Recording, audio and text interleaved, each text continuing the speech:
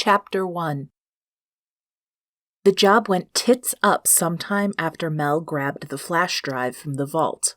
And vault was a highly overrated term for that sorry excuse for an executive safe. This whole thing should have been much harder. From what she could tell, the company was run by a bunch of scientists without a thought in their head for real security. All the better for her. Even better still, the laughable security made it a one-man, or woman, job. More money for her, and fewer people liable to fuck something up, just as she liked it. While she was sprinting down the final corridor of the building, she didn't let herself think about how Krista and Bob might have made it a bit easier for her. She was perfectly capable of working alone, and had been for a while.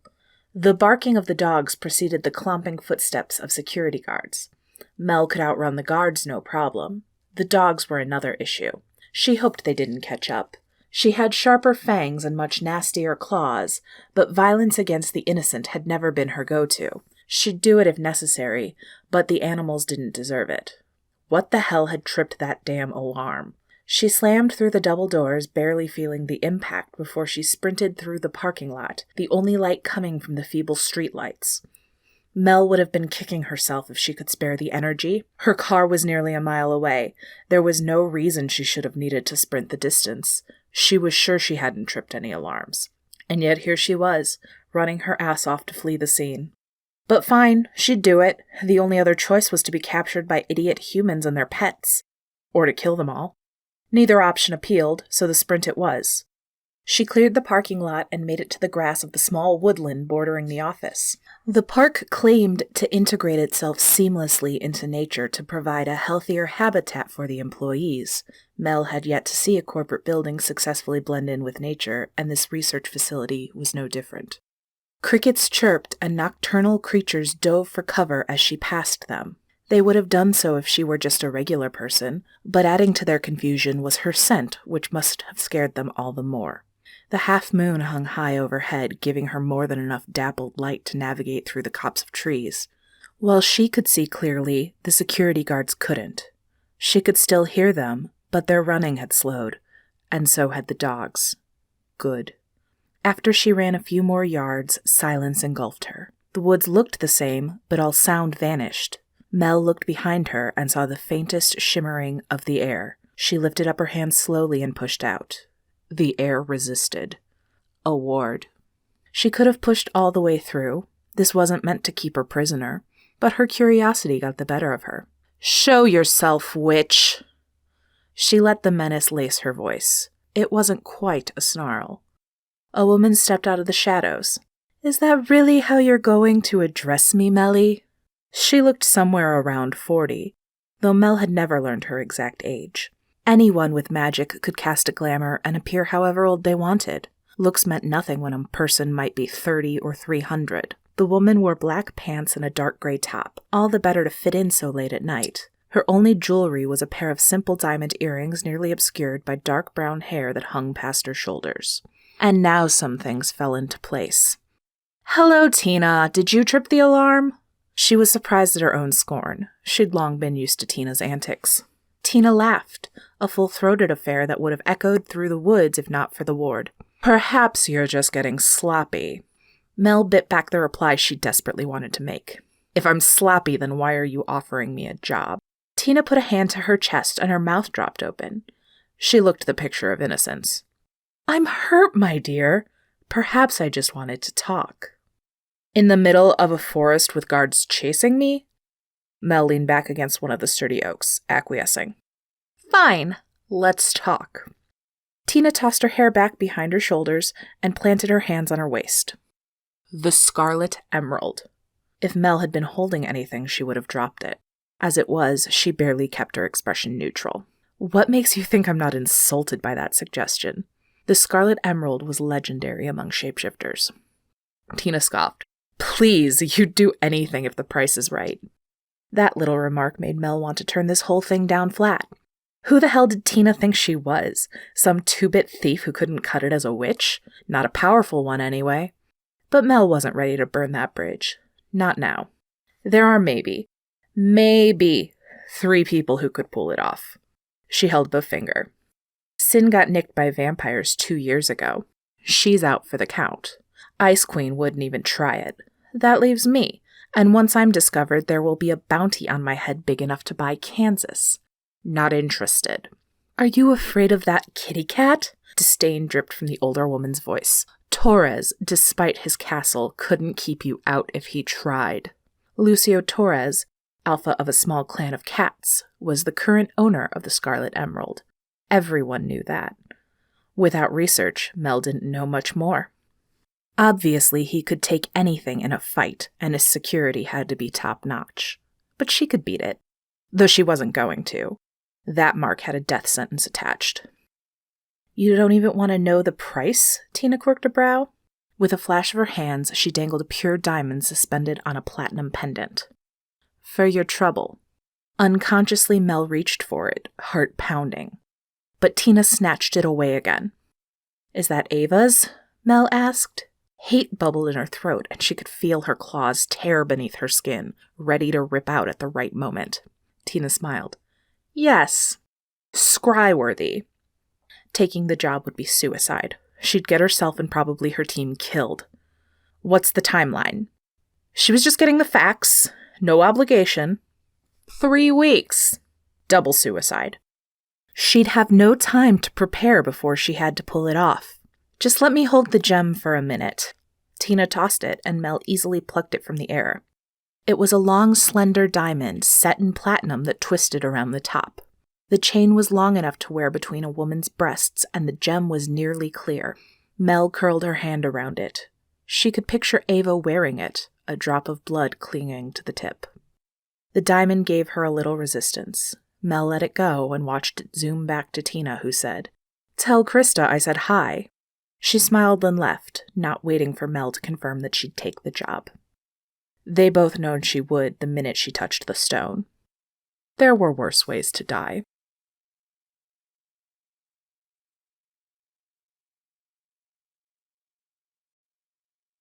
Chapter 2. 1 week later. Eagle Creek, Colorado had 2 dingy motels and 1 restaurant that Mel felt safe enough eating at. It wasn't the clientele she was concerned about. It was the food. And she'd been known to eat her kills bloody when she ran as a cat.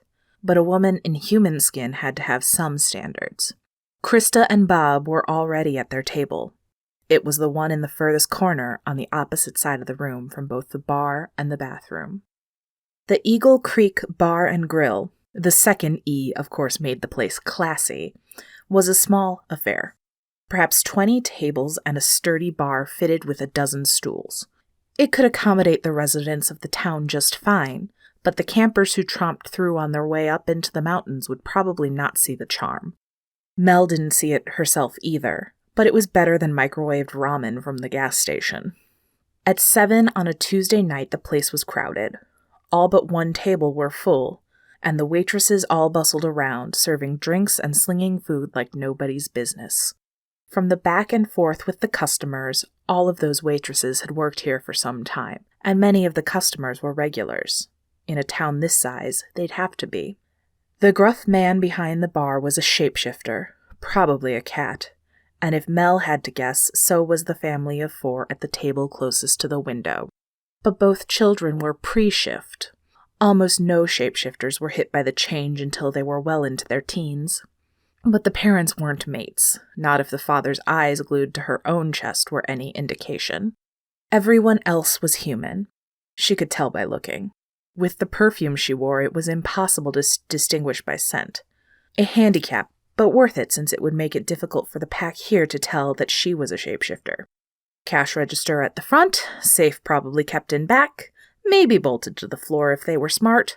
She could clear them out of a few grand in minutes, but it wasn't worth it. Not when they'd be in town for weeks and had plenty of cash to burn. She saw Krista huff impatiently, her arms crossing in front of her. The woman embodied the word pixie, barely 5 foot tall with short, spiky brown hair and skin that practically glowed bronze. She looked like some sort of punk forest nymph. And knowing exactly how hard she could punch, Mel knew she'd never tell the woman that. Bob, on the other hand, was Bob. They'd worked a couple jobs together before she went out on her own, and he was the first call she'd made when she needed a team for herself. But if someone asked her to describe him, even while she was looking straight at him, she couldn't. He was a man with brown, or was it black, maybe blonde hair? And eyes. The eyes were where they belonged, along with a nose and mouth. She thought his skin was dark, but couldn't quite describe the tone. It had to be a perception spell, but she never felt that pinprick of magic that any normal witch gave off.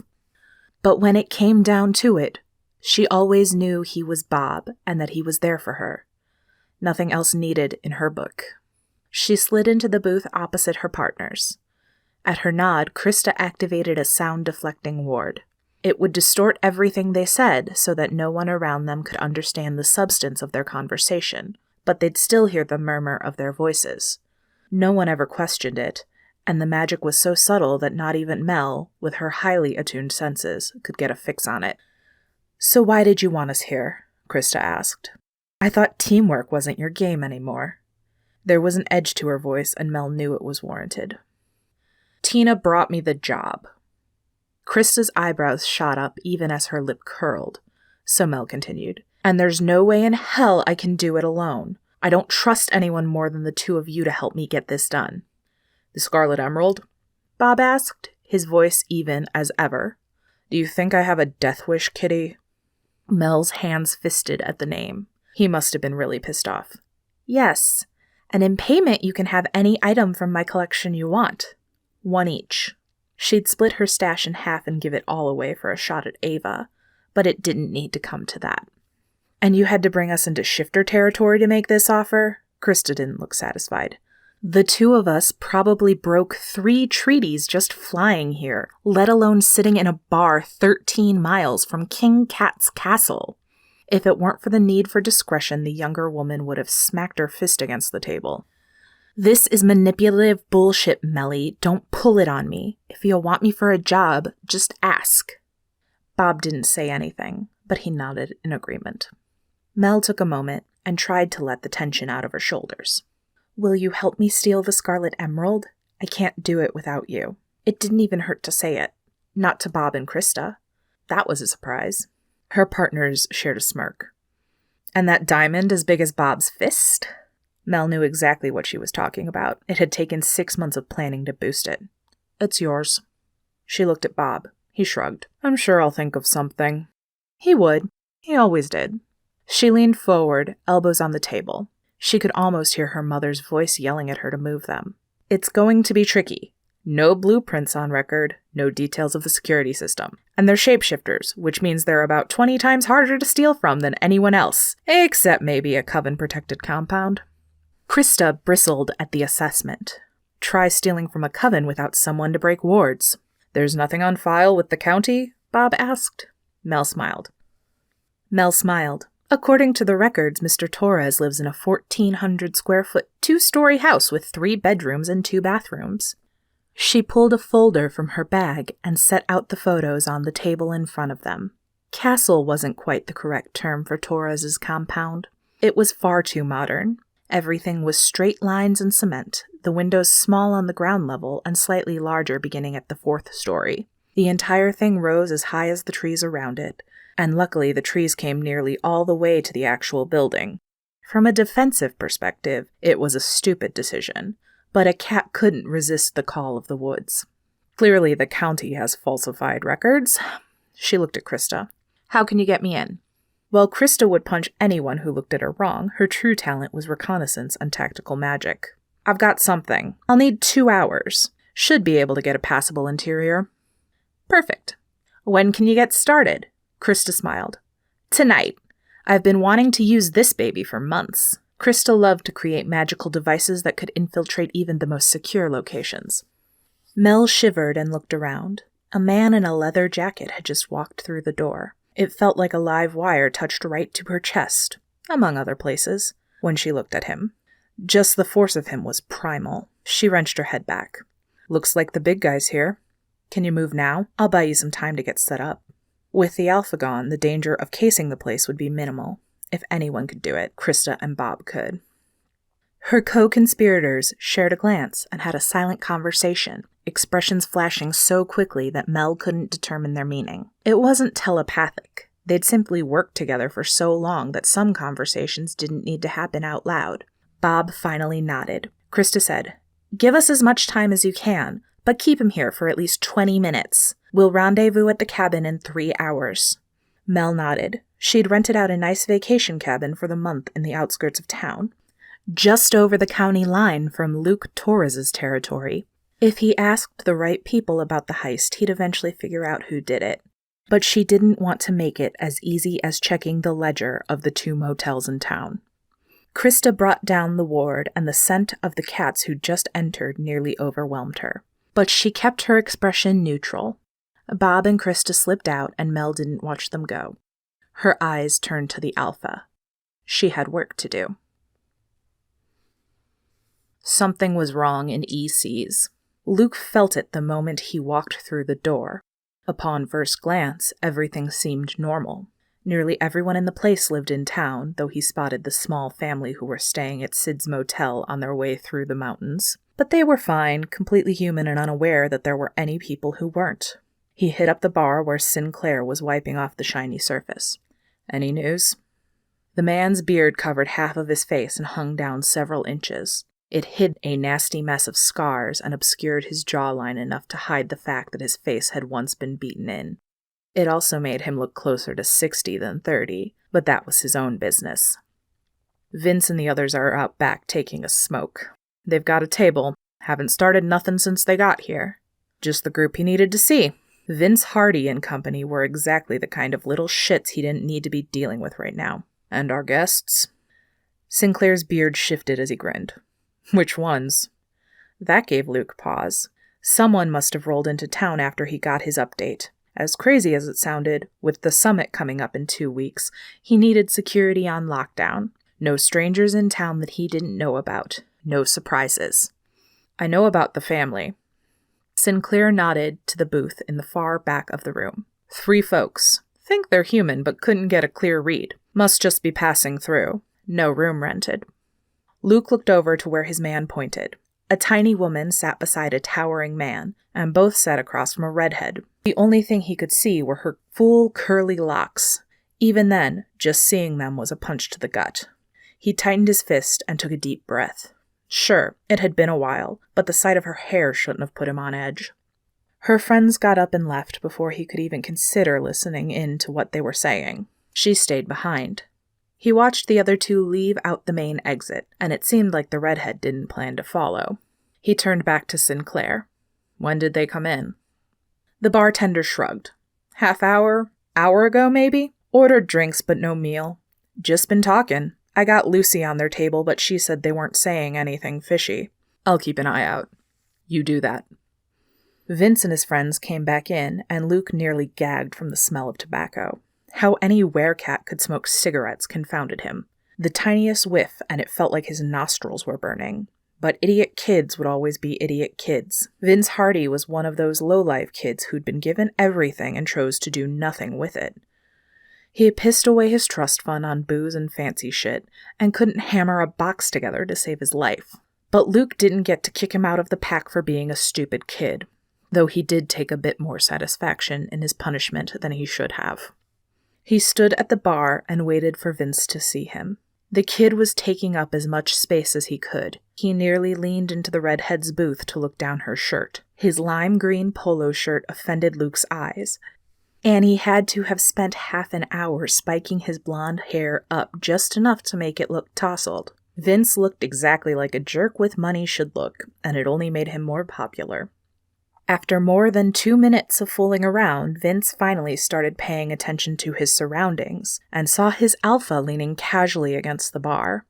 His face paled and 2 spots of red dotted his cheeks. Luke had to hold back a smile. The kid knew that he'd fucked up if Luke was going to talk to him on the same day of the incident. He maintained eye contact for several seconds before turning around and walking out of the bar. Vince and friends would follow him. They knew the rules. Luke didn't wait in the parking lot. There were too many regular people in town who had no idea of the monsters that lived among them. He walked around the side of the small brick building and waited just past the tall wooden fence that separated the back of the restaurant from view of the road. In the summer, they'd put out chairs and tables for vacationers to enjoy the beautiful Colorado weather. But now that fall was easing in, the tables were stacked to the side and would only be put up at special request. It made it the perfect place for meetings like this. Vince sneaked back first, his head down and shoulders slumped. He leaned back against the fence and said nothing. Luke just waited. Nearly a minute passed before Henry and Mick joined them. All three boys waited for the alpha to speak. Luke let them stew in silence for several minutes. They were fucking up his life, and he didn't care to make things easy for them. Only after he saw a bead of sweat form on Vince's forehead did he speak. "Do you have an explanation?" If possible, Vince's shoulders sunk even further. Any more, and he'd be bent completely forward. "She wasn't using it," he mumbled. Luke made a sweeping motion with his hands. "Do you see any snow on the ground?" He didn't raise his voice. He didn't have to. Vince gulped, and his friends winced. "No, sir." "Did you hear sounds of distress from inside Rinna's garage? Perhaps a scared puppy?" He leaned close, just inches from the kid's face. "No, sir." "So would you care to explain to me why you stole a woman's snowmobile and attempted to drive it down the street, causing thousands of dollars in damage?" He ended on the slightest growl and was satisfied when Vince whimpered, the sound barely escaping the kid's throat. Both Henry and Mick kept their heads down, refusing to make eye contact or defend their friend. Vince said nothing in his own defense. "You all go to school and come home. If you have jobs, you do those. Each of you will owe Rinna $500 to cover the damages, and you will work on her property every weekend until Christmas. If you want to do anything else, you ask me first. I catch you disobeying, and it's confinement to my place anytime you're not at work, at school, or asleep. Got it?" These three may have been nearing adulthood, but they still counted as children in the pack.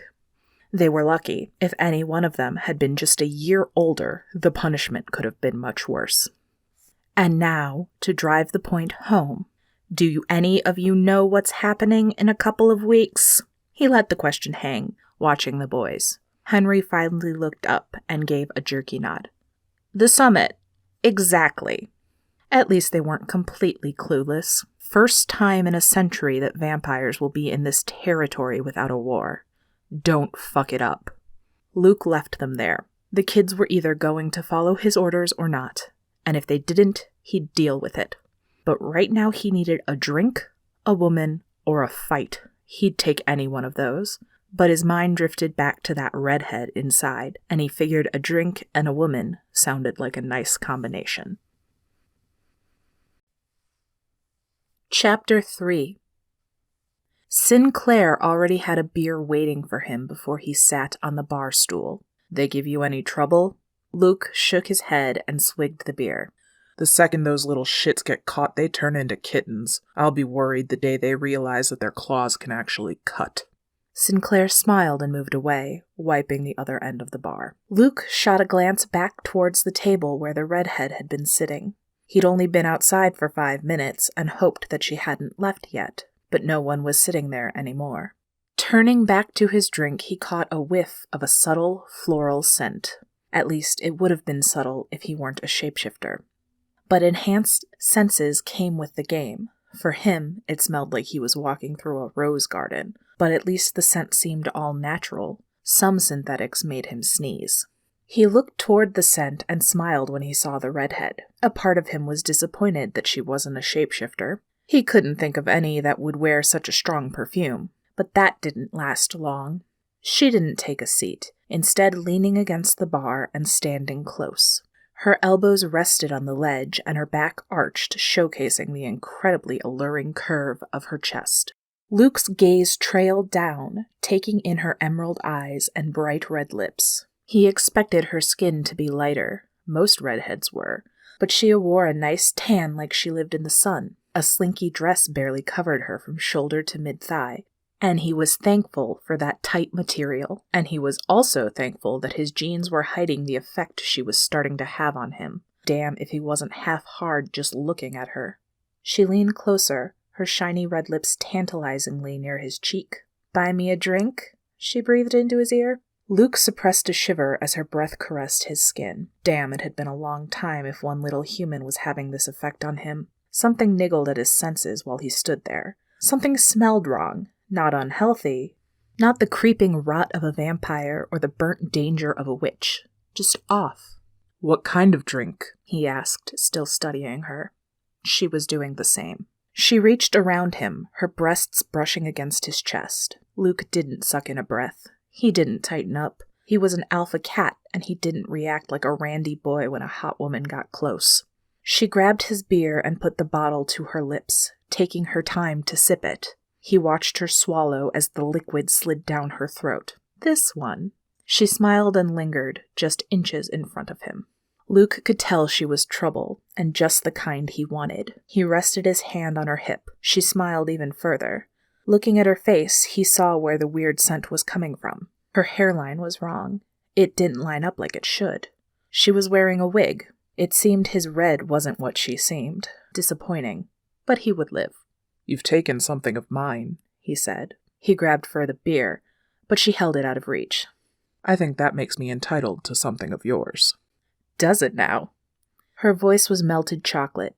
Smooth, warm, everything he wanted. He wasn't getting his beer back, and he didn't care. "It does." He put just enough command into the flirtation and saw her grin. "Tell me your name and I'll forgive you." She swallowed the rest of his beer and leaned past him to set the empty bottle on the counter. Once again she brushed up against him. "It's Katie." That was all wrong for this woman. Katie was the name of a girl. A simple, cute girl. And just from looking, he knew she was anything but simple. "Who are you?" she asked. He leaned in closer, catching her scent. Something ethereal under the flowers and synthetic hair. He wanted her naked before him, her secrets bared to his senses. "My name is Luke." He couldn't answer her entire question. Any human would think his answer was crazy, but they didn't need words between them now, not when the chemistry was ramping up everything inside him. His cat was scratching inside his skin, waiting to roll around and show off for her. He pulled her close, and she came with no resistance. Just as he brushed his lips against the skin at the base of her throat, he heard a voice clear behind him. Luke came back to his senses for a moment to see Sinclair standing behind the bar, twirling his rag with a smirk on his face. "What kind of store do you think I'm running here?" the gruff man asked.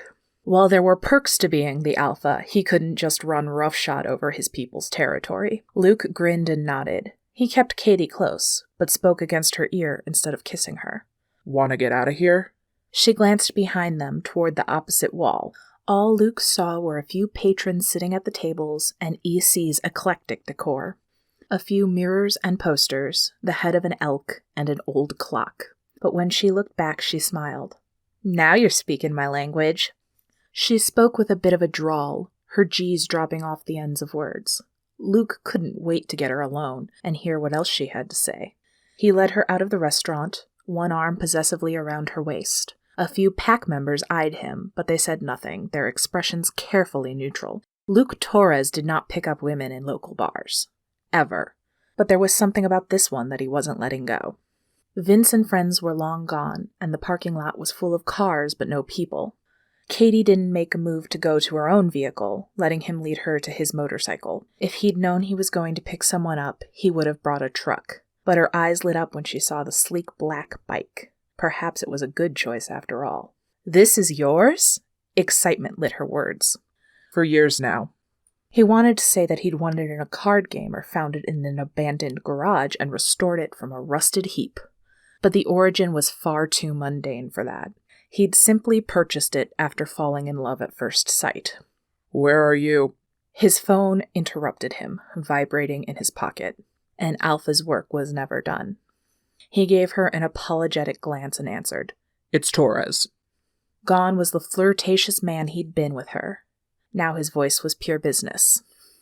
Maya Nunez, his head of security, spoke. "We've had some anomalies tonight. I think it would be best if you could come check on the security feed." He wanted to curse. Here he had a beautiful woman who seemed to like him and his bike, and he had to go home. For a moment, he considered taking her back with him, but she was human, and that couldn't happen. Got it. Prepare a report. He hung up and looked back at Katie. How long are you in town? She didn't live in Eagle Creek. He would have recognized her. She shrugged, disappointment in her words. I'll be around for a bit. Who knows? Oh, what the hell. He pulled her close and captured her lips with his. If this was the only time he'd ever see her, he was letting himself have that much. Her arms went around him and she opened for him, her tongue tangling with his. Damn, Luke had made a terrible mistake. One taste of her was never going to be enough. If he kissed her like that again, Mel was in trouble. She shook her head as he drove off on a very nice-looking motorcycle. There was work to be done, but her fingers drifted up to rest on the smeared lip gloss on Katie's lips. Mel wasn't the type to wear something so bright or sticky, but Katie Jenkins, one of her more fun identities, absolutely loved it. And both of them clearly had the hots for a certain dashing werecat. But that was neither here nor there. She pulled out her phone and checked the time. Including the time it took to travel to his place, Krista and Bob should have had at least 20 minutes to get started. Just like they asked. And with Luke only leaving now, there was probably a little time left.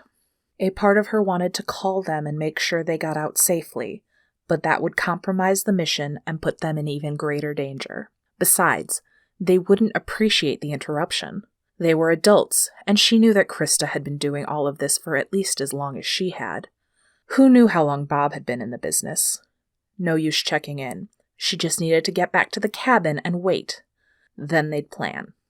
Mel itched to shift into her other form and cover the distance on foot. She hadn't run as a cat in weeks, for one thing, and the roads out here were so bad that it would be much faster to journey through the forest. But a leopard would bring far more attention to her than the gray sedan she'd acquired for this job. At best, she'd scare the shit out of someone if she was seen. At worst, she'd alert the local pack. And she didn't need Luke Torres to have any idea that she was coming. She drove out of town on the state highway, keeping an eye out to make sure she wasn't being followed. Even though it wasn't that late, there were almost no other cars on the road. After a dozen miles, she pulled onto a heavily forested road. The trees hung over the street, blocking out all sight of the moon and making it unnaturally dark. She could only see by the glow of her headlights. With the help of her GPS, she found the second road, this one somehow even darker than the last. She saw no houses, no mailboxes, nothing to indicate that anyone lived out here. The incline grew as she went higher up the hill. There wasn't a mountain, there weren't any so close to the city, but this foothill offered just enough wilderness for summer travelers to truly feel like they were escaping civilization. Her final road was more of a dirt path. Only one vehicle could go in a direction at a time, but since the only place on this road was their cabin, that wouldn't be an issue. The trees gave way to open land, and the bright moon illuminated the quaint wood cabin that she'd rented.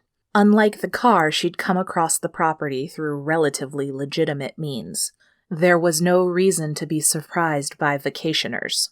Neither Krista nor Bob were back yet, so Mel set about making dinner. She'd meant to eat something at the restaurant, but the stress of speaking with her team once more, and then the little distraction with Torres had put a damper on that. She preheated the oven and pulled a plastic bag filled with pre-made chicken fingers out of the freezer. After a moment's thought, she set out enough for the three of them. Maybe Krista and Bob wouldn't be hungry, but it seemed callous not to be prepared. The oven had barely finished preheating when she heard the gravel crunch outside from another car coming up the road.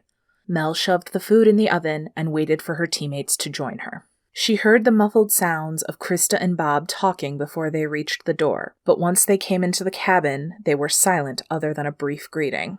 "I'm making food if you're hungry," Mel offered. Krista smirked. "Let me guess, chicken nuggets?" She set a large canvas bag down on the coffee table and plunked herself down on the couch. Bob joined her. Together, the two of them occupied most of the couch space, leaving Mel no choice but to bring in a chair from the kitchen. Neither Krista nor Bob seemed apologetic. How did it go? If her partners didn't want to make small talk, she'd be all business. Simple as that. Krista dug around in her bag and pulled out 4 small red stones. She moved the bag to the floor and set the stones up as the corners of a large square on the table. With a wave of her hand and words that Mel couldn't quite understand, Krista's enchantment lit up, and light shot out of each of the stones, forming a square. Slowly, a picture filled in. It looked like a 3-dimensional blueprint with furniture layouts and shadows darting around, representing people inside of the building. The enchantment was hazy, incomplete. Mel had seen Krista use this spell to create something as substantial looking as a dollhouse. What they had now was disappointing. "It's bad," Krista said. "Bad how?" Mel could deal with bad. Hell, she loved dealing with bad. "Very bad," Bob added. "Their security is at least double what it should be right now. The vault is only accessible through 3 checkpoints where someone is sure to catch your scent, and even if we can get you in, there's no way to get you out." Krista detailed everything up to the vault, but made it clear even their magical reconnaissance couldn't get inside. "But you can get me in?" If she could get in, she could get out, even if she had to drill a hole through the wall to do it. "They'll have your scent. You won't ever be able to walk this area again. And that's if they don't kill you." Concern laced Krista's words. "This is bad, Mel. If we had 3 months and a team of 7, maybe we could pull this off. But not in 2 weeks. Not with just us. If this is the only way closer to Ava, we have to take it." Mel didn't pace the room, but she tapped her fingers against the seat of her chair. Just the thought of Ava had her ready to fight. Krista and Bob exchanged a glance. After a moment, Bob excused himself. Mel heard the door close when he went outside. "Mom has done this shit to you before. Remember the Rialto? Do you even know if the stone is scry-worthy?" Now Mel did get up. She wouldn't lie about that. Krista leaned back and crossed her arms. "Have you met her?" "She started lying to me about when my birthday was when I was 3 years old. She has no concept of honesty. She won't lie about this because she knows that I'll never work for her again if she does. This is too important." The map on the table blinked and a new display showed up. "What's this?" Krista gave it a look. "Alpha's quarters, far as I can tell. Directly above the vault. Well, 3 stories above it, but there's nothing the rest of the pack can access." Luke Torres in his own quarters. Now there was a delicious thought. But Mel pushed it aside. "Does he have direct access to the vault?" Krista picked up one of the red stones and the pictures dissolved. She shoved her hand in her pocket and gave Mel a hard stare. "There isn't a plan that gets you out of that freaking fortress. Bob has been thinking about it all night. If he can't think it, it can't be done. Remember Phoenix? That ended with you half on fire, me with a broken leg, and Bob nearly bleeding to death." Krista crossed her arms. "Of course I remember Phoenix. You're not thinking clearly about this." "No!" Mel didn't mean to yell, but it ripped out of her. "Ava killed my parents. She killed everyone I loved, and she made me become this thing." Mel bit off the rest of the thought. Krista didn't need Mel's shit piled on her own. "What I mean is this. I'm doing this job. I will succeed, but I need you and Bob if I'm going to get out of this thing. For real. So please help me." Krista reached out with one hand but pulled it back before it was even fully extended, curling her fingers into a fist. "It takes 2 weeks to make a transportation charm that probably won't kill you. A month to make one that definitely won't. And 3 to make one that will ensure all of your parts end up in the right place after you use it. Without that charm, we can't get you out. They'll have your scent, and running will be useless." The problem started turning over in Mel's head. "We have to think of something. I'm doing this job, and I'm not going to kill myself getting it done." Krista rested her head on her hand and let out a sigh. "Then let's talk to Bob. But I'm telling you, we're screwed."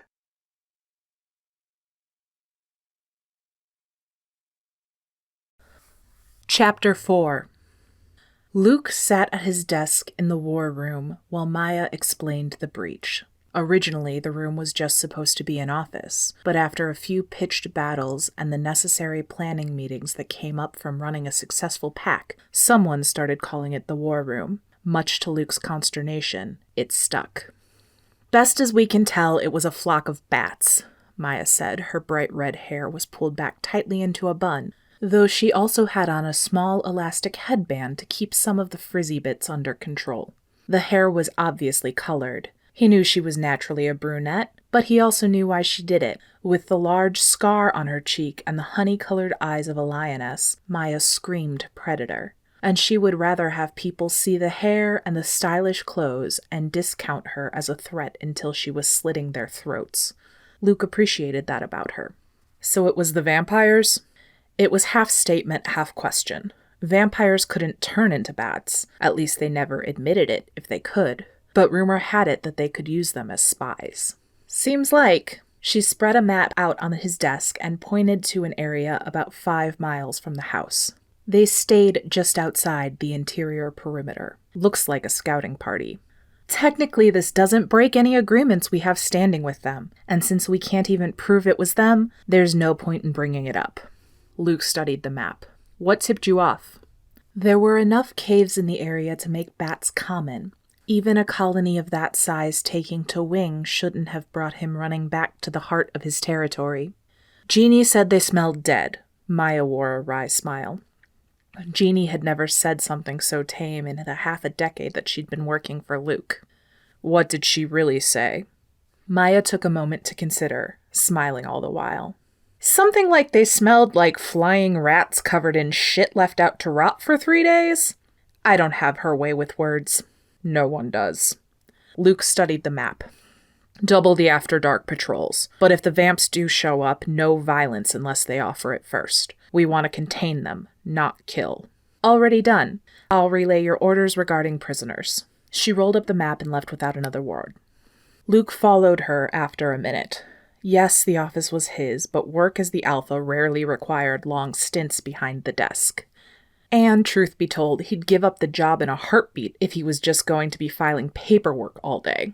But Maya's words put him in mind of the upcoming summit, and he made his way through the house, down 2 flights of stairs, and through a heavy metal door to the vault. The vault predated the house by some time. As a matter of fact, it predated most of the buildings within Eagle Creek. But the town wasn't even 100 years old, so that might have been bragging over nothing. He hadn't wanted to build his fortress so far out, but the former Alpha kept all his goodies here, and while the man could barely keep himself standing in a fight, his home security was pretty decent.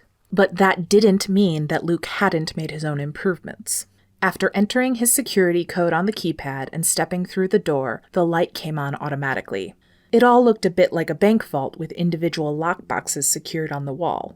At one point, he'd considered moving to a digital system, but the cost didn't make sense compared to the reward. Besides, there was only one thing in the entire vault worth spending millions to protect: the Scarlet Emerald. He kept it in a glass case in the center of the room. All of the security in the vault was dedicated to protecting that one ugly-ass stone. He'd first heard of the stone when he was a kid back in college, how Jaime Pascal had used it to ward off wolves and protect his clan for 50 years. It had always belonged to the Alpha of these cats, and when Luke fought for his place 12 years ago, the stone became his. Whether it offered real protection or not was anyone's guess. There were stories, rumors, tall tales, but nothing definitive. And he'd never needed it or even tried to use it. If the stone was magic, there would be a price. There always was. But in 2 weeks, he'd finally take it out of the case and put that chunky gold chain around his neck. Vampires appreciated ostentation. Wearing a huge, cloudy red stone the size of a baby's fist would catch their attention. He only wished he could go out and bury the stone back in the mountains and be done with it. His pack didn't need mystical protection, not when they had sharp teeth and pointy claws. He abandoned the vault. There was nothing there but the weight of responsibility. He made his way up the inner-twisting staircase to his quarters, where he planned to take a nice hot bath and think of that sexy redhead. Even now his cock stirred at the memory. He wondered what her real hair color was, how it would feel in his hands, how it would look spread out on his bed. Oh, now there was a thought. He was so wrapped up thinking about it, he didn't notice the intruder in his room until he'd already taken off his shirt. "Ew, gross!" said the 18-year-old girl sitting on his couch reading a magazine. Well, she was reading a magazine until she threw it at him and used one of the pillows to cover her face. "I'm going to have to cut my eyes out!" Cassie was the dramatic one. His little sister was visiting while on autumn break from school. Between beautiful strangers and security risks, he'd forgotten all about her. "It's a torso. I'm sure you've seen one before." But he pulled his shirt over his head anyway. No need to court the wrath of a teenaged girl. "And what are you doing in here, brat? I thought you were given quarters down the hall." She stood up and collected her magazine from the floor. Looking at the two of them, no one would realize they were siblings. Cassie looked far too much like her father, Luke's stepfather Scott, and not enough like their mom. His sister was as tall as him, with blonde hair halfway down her back that she usually gathered into a ponytail or bun whenever it annoyed her. She did have their mother's brown eyes, but her skin was almost pale with little hint of their Mexican origins. "We were supposed to grab a bite after you did your thing in town?" she suggested. A glance at the clock on the wall showed that it was inching toward 9 o'clock. She must have been waiting for hours. Damn it, I'm sorry. I got caught up with some stuff. He didn't want to put it off any longer. Let's go raid the kitchen. They foraged some leftover pizza and soda, which Luke insisted that they take to the balcony outside his room. It was late enough in the year that even with the lights on, they weren't bothered by insects. Cassie nibbled at her slice without quite looking at him. It took Luke several minutes to realize that she was trying to work her way up to something. "So when am I driving you to the airport?" Denver was 2 hours away, but that didn't mean he'd delegate that task. Cassie was his sister, after all. She took another bite, bigger than the last. She made an exaggerated motion of chewing, delaying him further. But Luke had learned how to deal with the silent treatment. He returned her silence, keeping his expression pleasant. After she swallowed, his sister pondered the crust a moment before setting it down. "I was thinking that maybe I could extend my trip a bit. We haven't really gotten to hang out." She sounded just as innocent as she had when she had sprayed bright pink paint over the walls of his room. Luke knew she was hiding something, even if she was right about hanging out. What about class? She rolled her eyes. "It's not like I have to worry about perfect attendance." Luke took a sip of his drink before answering. With the vampires coming, I can't risk it. Not with... "It's because I can't shift." Pain laced her words. "I asked you to turn me, why won't you?" Shapeshifters weren't born with the ability to change into animals. If their parents had the ability, usually sometime in their late teens, a shifter would learn. But in some cases, especially when only one parent was a shifter, it didn't happen. And Cassie was getting close to 19. Because it's dangerous and we don't know that it won't happen naturally. She held up a fist and extended her fingers as she spoke. Alana did it when she was 15. Joey at 16. Leah last year. Of all my friends, it's just me who hasn't. Why won't you or mom or dad just accept that I'm broken and fix me? Her voice cracked and Luke saw a tear in her eye. But Cassie tilted her head back and turned aside, discreetly wiping it away. Scott hadn't been turned until after their mom was pregnant with Cassie, and Luke knew that Cassie didn't want her friends to know she was technically only half shapeshifter. You're not broken. Luke leaned over and put an arm around her shoulders, hugging her close. But it's so dangerous and way more painful than the other way. Just wait until you're 20, okay? If Mom or Scott won't do it then, I will. He'd made that promise to her before, but he hoped it stuck this time. And he hoped that she changed before then. He couldn't imagine mauling his sister. They finished up their dinner, and Cassie didn't repeat her plan to stay longer. Luke forgot about it. Chapter 5. Before we start, I just want to submit that this is fucking crazy, and one of us is probably going to end up dead. You, most likely. Krista was standing next to Mel, speaking in a low tone. They stood just on the edge of the forest that abutted Torres's property. It had taken a week to get everything together and ready for the heist. Once a few of the details were ironed out, it seemed incredibly simple. Ballsy, but simple. As long as Mel could pull off her bit, they'd have the stone in plenty of time for Tina's deadline. No one's dying on this one. Mel stretched out her neck and arms, swinging her limbs in circles. We can get the scry stone from Mom some other way. Krista reached into her bag, digging for charms as she spoke. Tina won't give it to me another way. We both know that. Mel stopped stretching and looked at the other woman. We're good, right? Krista's hand paused in the bag, and she wouldn't look at Mel. I'll do the job. That was good enough. Mel checked her watch as the seconds ticked down. Bob should be in place at any moment. She tried to clear her head of the clutter floating around, the tension between her and her team, the stray thoughts of Luke's lips that wouldn't leave her alone. She needed everything gone but the job. An owl hooted in the distance. 4 seconds later, a crow cawed, and then the owl once more. She nodded goodbye to Krista and took off through the forest at a run. She had a lot of distance to cover and not enough time to do it in. But they'd added more guards at the perimeter of the property. so Mel had to time her entrance just right. There was a 30-second window where she could cross into the territory without anyone catching the scent of an unfamiliar shapeshifter. And then there was getting into the house itself. She activated the cloaking spell and approached slowly. Fast movements were more likely to break the illusion, but it was a risky spell to use around shapeshifters since it masked sight, not scent. But if Bob had done his job, she'd have enough time to get in and get the stone before they smelled her. She climbed up the stone wall, her fingers finding handholds that shouldn't have been possible. Her destination was a small balcony with a simple French door. Normally, it would be guarded by an alarm, but she was able to disarm that and let herself in without an issue. That was the easy part. They could take care of the people outside the house, but they had no way of knowing who was inside. Krista couldn't leave activated charms in the house for more than a few hours, so their intel was half data, half hope. Mel didn't slink through the house. The charm kept her invisible, and even if someone caught her scent, it might take them a little while to realize that it shouldn't be there. No house was without its visitors. No one saw her. No one stopped her. She made it all the way to the vault without anyone the wiser. The lock would have been tricky, but she'd encountered it before. In her experience, most shapeshifters of note went to the same 2 or 3 consultants for home security. Consolidation like that made her job easier. She took a breath before opening the door. This was the biggest mystery. They hadn't gotten eyes in the vault yet. But once she was through the door, she let out a small sigh of relief. She'd been having nightmares about encountering some unknown enchantment, something that would kill her if she didn't have permission to go near it. Never mind that almost no shapeshifter would willingly let a witch near his belongings. The smart ones always invested in enough magic to keep their stuff safe. It looked like Mr. Torres wasn't that smart. She disabled the sensor on the expensive glass case and exposed the scarlet emerald to the air. The case looked intimidating, but it was only on par with what she would find in a museum. She stuffed the gem into a small canvas bag tucked against her side and turned around to face the vault door. Either there was a mass of shapeshifters waiting for her on the other side, or there wasn't. She only had one way to find out.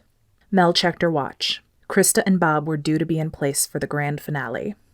No one was in the hall outside the vault. Good. Maybe, just maybe, Plan B would work, and they'd all walk out of this scot-free. With practiced patience, she made her way through the inner staircase and up to the Alpha's room. It was madness to use this as an escape point, but it was also the fastest way out of the house. She was through the door and into his room in seconds. Mel froze by the window when the door opened. Her enchantment should still be working, but the sudden movement of jumping through the window would break it. A blonde head popped through the door. "Luke?" a girl asked. "Are you there?" She stepped in and closed the door behind her. Mel bit back a curse. She couldn't speak without revealing her position. On the other hand, either the open window or her scent would give her away before long. But Mel held still. She watched the girl look around, thankful that she didn't switch on the light. The girl seemed to give up, muttering something and walking back through the door. Mel let out a breath. She examined the screen in the window and found one sensor. An alarm would sound if she removed it from the frame. A glance at the door to the balcony told her the same thing would happen there. But there was a simple way around the frame. She heard accelerated steps in the hallway outside the door. Mel pulled a small retractable knife from her pocket and sliced the screen in an X. The fall was going to hurt like hell, but it wouldn't kill her. She backed up a few steps and took the window at a run, diving through the hole she made. But as she went through, she heard the door open behind her once more. Showtime. She was in the middle of the shapeshifter's territory, running and carrying their most prized possession. This shit was going to be tricky. She had to make it into the forest bordering the property and a mile away before they caught her. Mel dropped all pretense and sprinted, covering the grass of the yard and diving into the woods. She trusted her body to find the right path, avoiding fallen branches and vines. Of course, this would have all gone a lot faster if she could have covered the distance in her other form, but then she would have had no way to carry the gem. She'd briefly considered holding it in her mouth, but the risk of swallowing it was too great. The forest was eerily silent around her, but then again, lions were chasing her. She'd barely be able to hear them when they caught up. She didn't look behind her, instead looking at the thick branches overhead. If she were going to catch someone, she would pounce from above. But she was a leopard. That was her style. Luke's pack was made of lions. Who knew how they would act? This wasn't the savannah. Her heart labored in her chest, pumping so fast that she could feel the pulse in her temple. But she covered the mile and found the little charm buried under the dirt. It resonated with the magic in her concealment charm. She pulled the concealment from the bracelet she wore and grabbed the small canvas bag with the scarlet emerald in it and buried both of them underneath a small layer of dirt. Krista would be able to come back for it, and the charm would keep the gem hidden from the werecats. Breaking into Torres' house wasn't that hard. Stealing the stone had been even easier than she expected. But now came the part that made this job so damn difficult. Once a shapeshifter got a scent, he didn't forget it. She would be a marked woman in this territory for as long as Luke Torres ruled. Maybe longer, and that was if she could get out. Her car was hidden another 2 miles away, and she had no idea what connections Torres had to local law enforcement. She and her team had taken every shortcut possible to get this thing done, and now she was going to pay the price. Mel felt rather than saw the first cat. It was a prickle at the nape of her neck. She picked up her pace, changing to an all-out sprint. She made enough noise to scare every small animal in a half-mile radius, but speed was now more important than stealth. A roar sounded far behind her, and she wanted to freeze in her tracks. The alpha knew, and now he was after her. She should have been scared, but Mel smiled, feeling the thrill of the hunt. Even if she was the one hunted, that alpha was a worthy opponent. And no matter what happened to her, she'd already beaten him. Mel couldn't run any faster. There was a simple limit to how fast 2 legs could carry any one person, and she was there. It would take too long to shift and gain speed. That lion's roar told her she was in trouble, but she didn't give up. Escaping would be nearly impossible, but she'd been in impossible situations before. She always came out of them, somehow. This time, though, it looked like she would need to find another way. A lioness landed behind her, claws digging into the dirt just feet from where she'd been a moment before. Mel skidded to a stop. She couldn't outrun a cat, not on 2 legs, probably not even on 4. Outrunning a shapeshifter in her own territory was a fool's errand. Fight or surrender? She knew what she was supposed to do, but her claws pricked at her fingertips, dying to be let out. She could take 1 cat, even in human form, but the saner part of herself argued. It wouldn't just be 1 cat for long, and the fight would delay her. Damn it! Mel turned around, her hands raised. A golden lioness crouched before her, ready to leap up and subdue her. Mel bowed her head, keeping the animal in her sight. I surrender myself to the alpha's mercy. The words burned her tongue, but ritual words held power. They were important. Now this lioness couldn't kill her. Not if she thought that honor was important. There was only one man who could do her harm now. Luke Torres. Luke had the account from Maya. They'd been able to reconstruct the exact path the thief had taken, captured her both on video and by scent, and yet no one could remember seeing her when she came in. 12 people in the house, and she had walked off with the proverbial crown jewels. He walked down 2 flights of stairs into a sub-basement that shouldn't have existed. It was a tiny room, really, with just an overhead light and no furniture. They called it the cage, but the name didn't ring true. There were no bars here, just a steel door with a handle on the outside. The only other way in the room was through a 5-inch wide vent in the ceiling. No creature that Luke knew of could fit through it, at least nothing that could also look human. And this woman definitely looked human, though he found that he missed the red hair. He let the steel door close behind him and studied his captive. Not many people threw themselves onto the mercy of an alpha. In some territories, it would be suicide. In others, it would be worse. Especially for a woman as beautiful as the one reclining against the stone wall. At the moment, her beauty was mostly a remembered thing. She wore all black clothing which disguised her figure and yet gave her plenty of range of motion, and covered her face with a balaclava. In any other circumstance, his cats would have stripped her of the mask. But as it was, no one could touch her. No one except for him.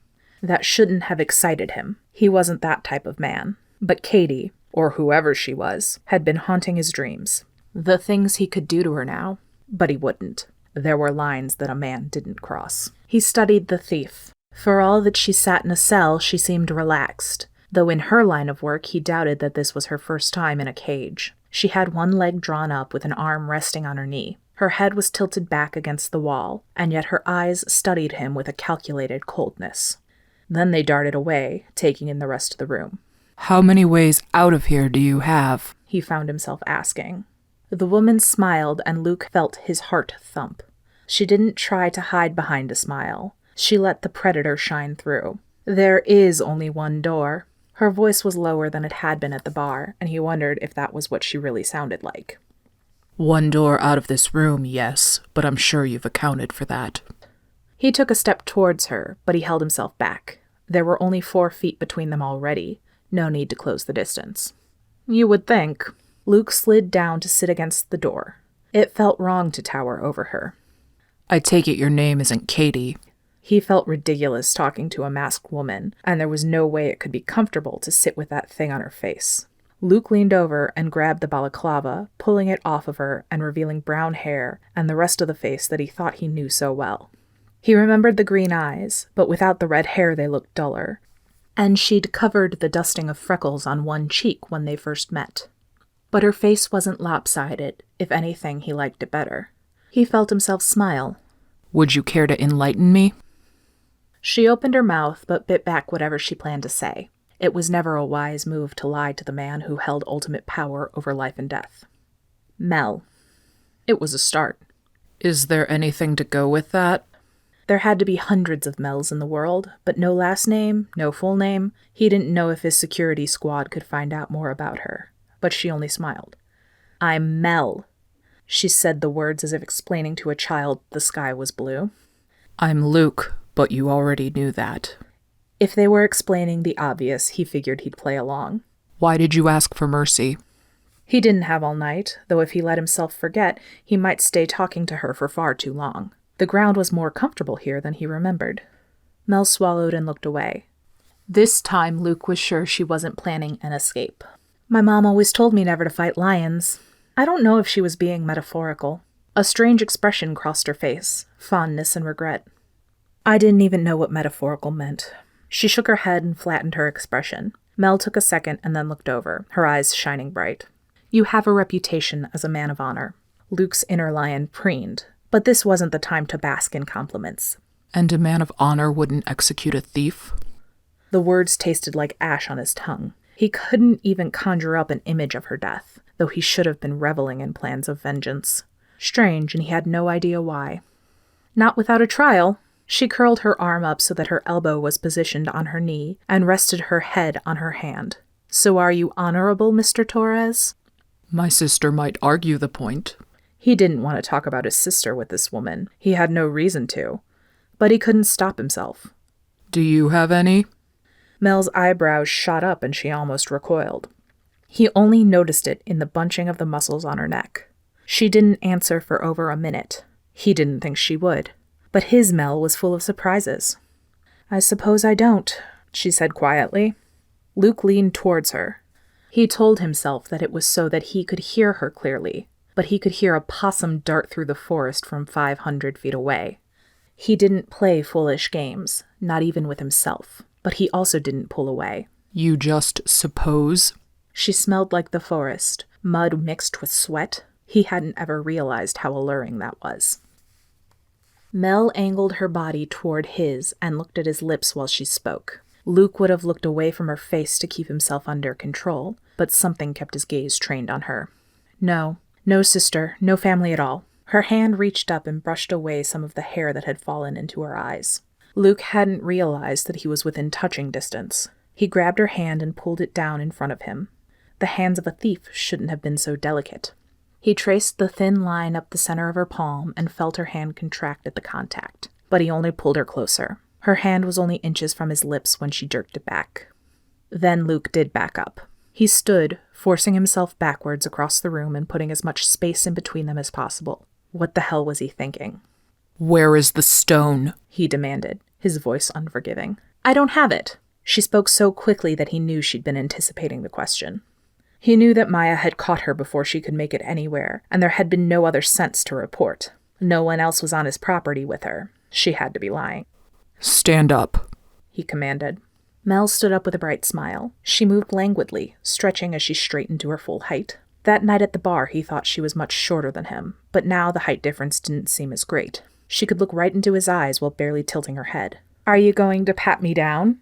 That had been the plan, but looking at her, Luke reconsidered. Because he really, really wanted to get his hands on her. He kept his distance. Am I going to find anything if I do? She grinned. He could see the girl she must have been at some point. Bright, happy, and full of mischief. What kind of thief would I be then? She let her response sink in and changed the subject.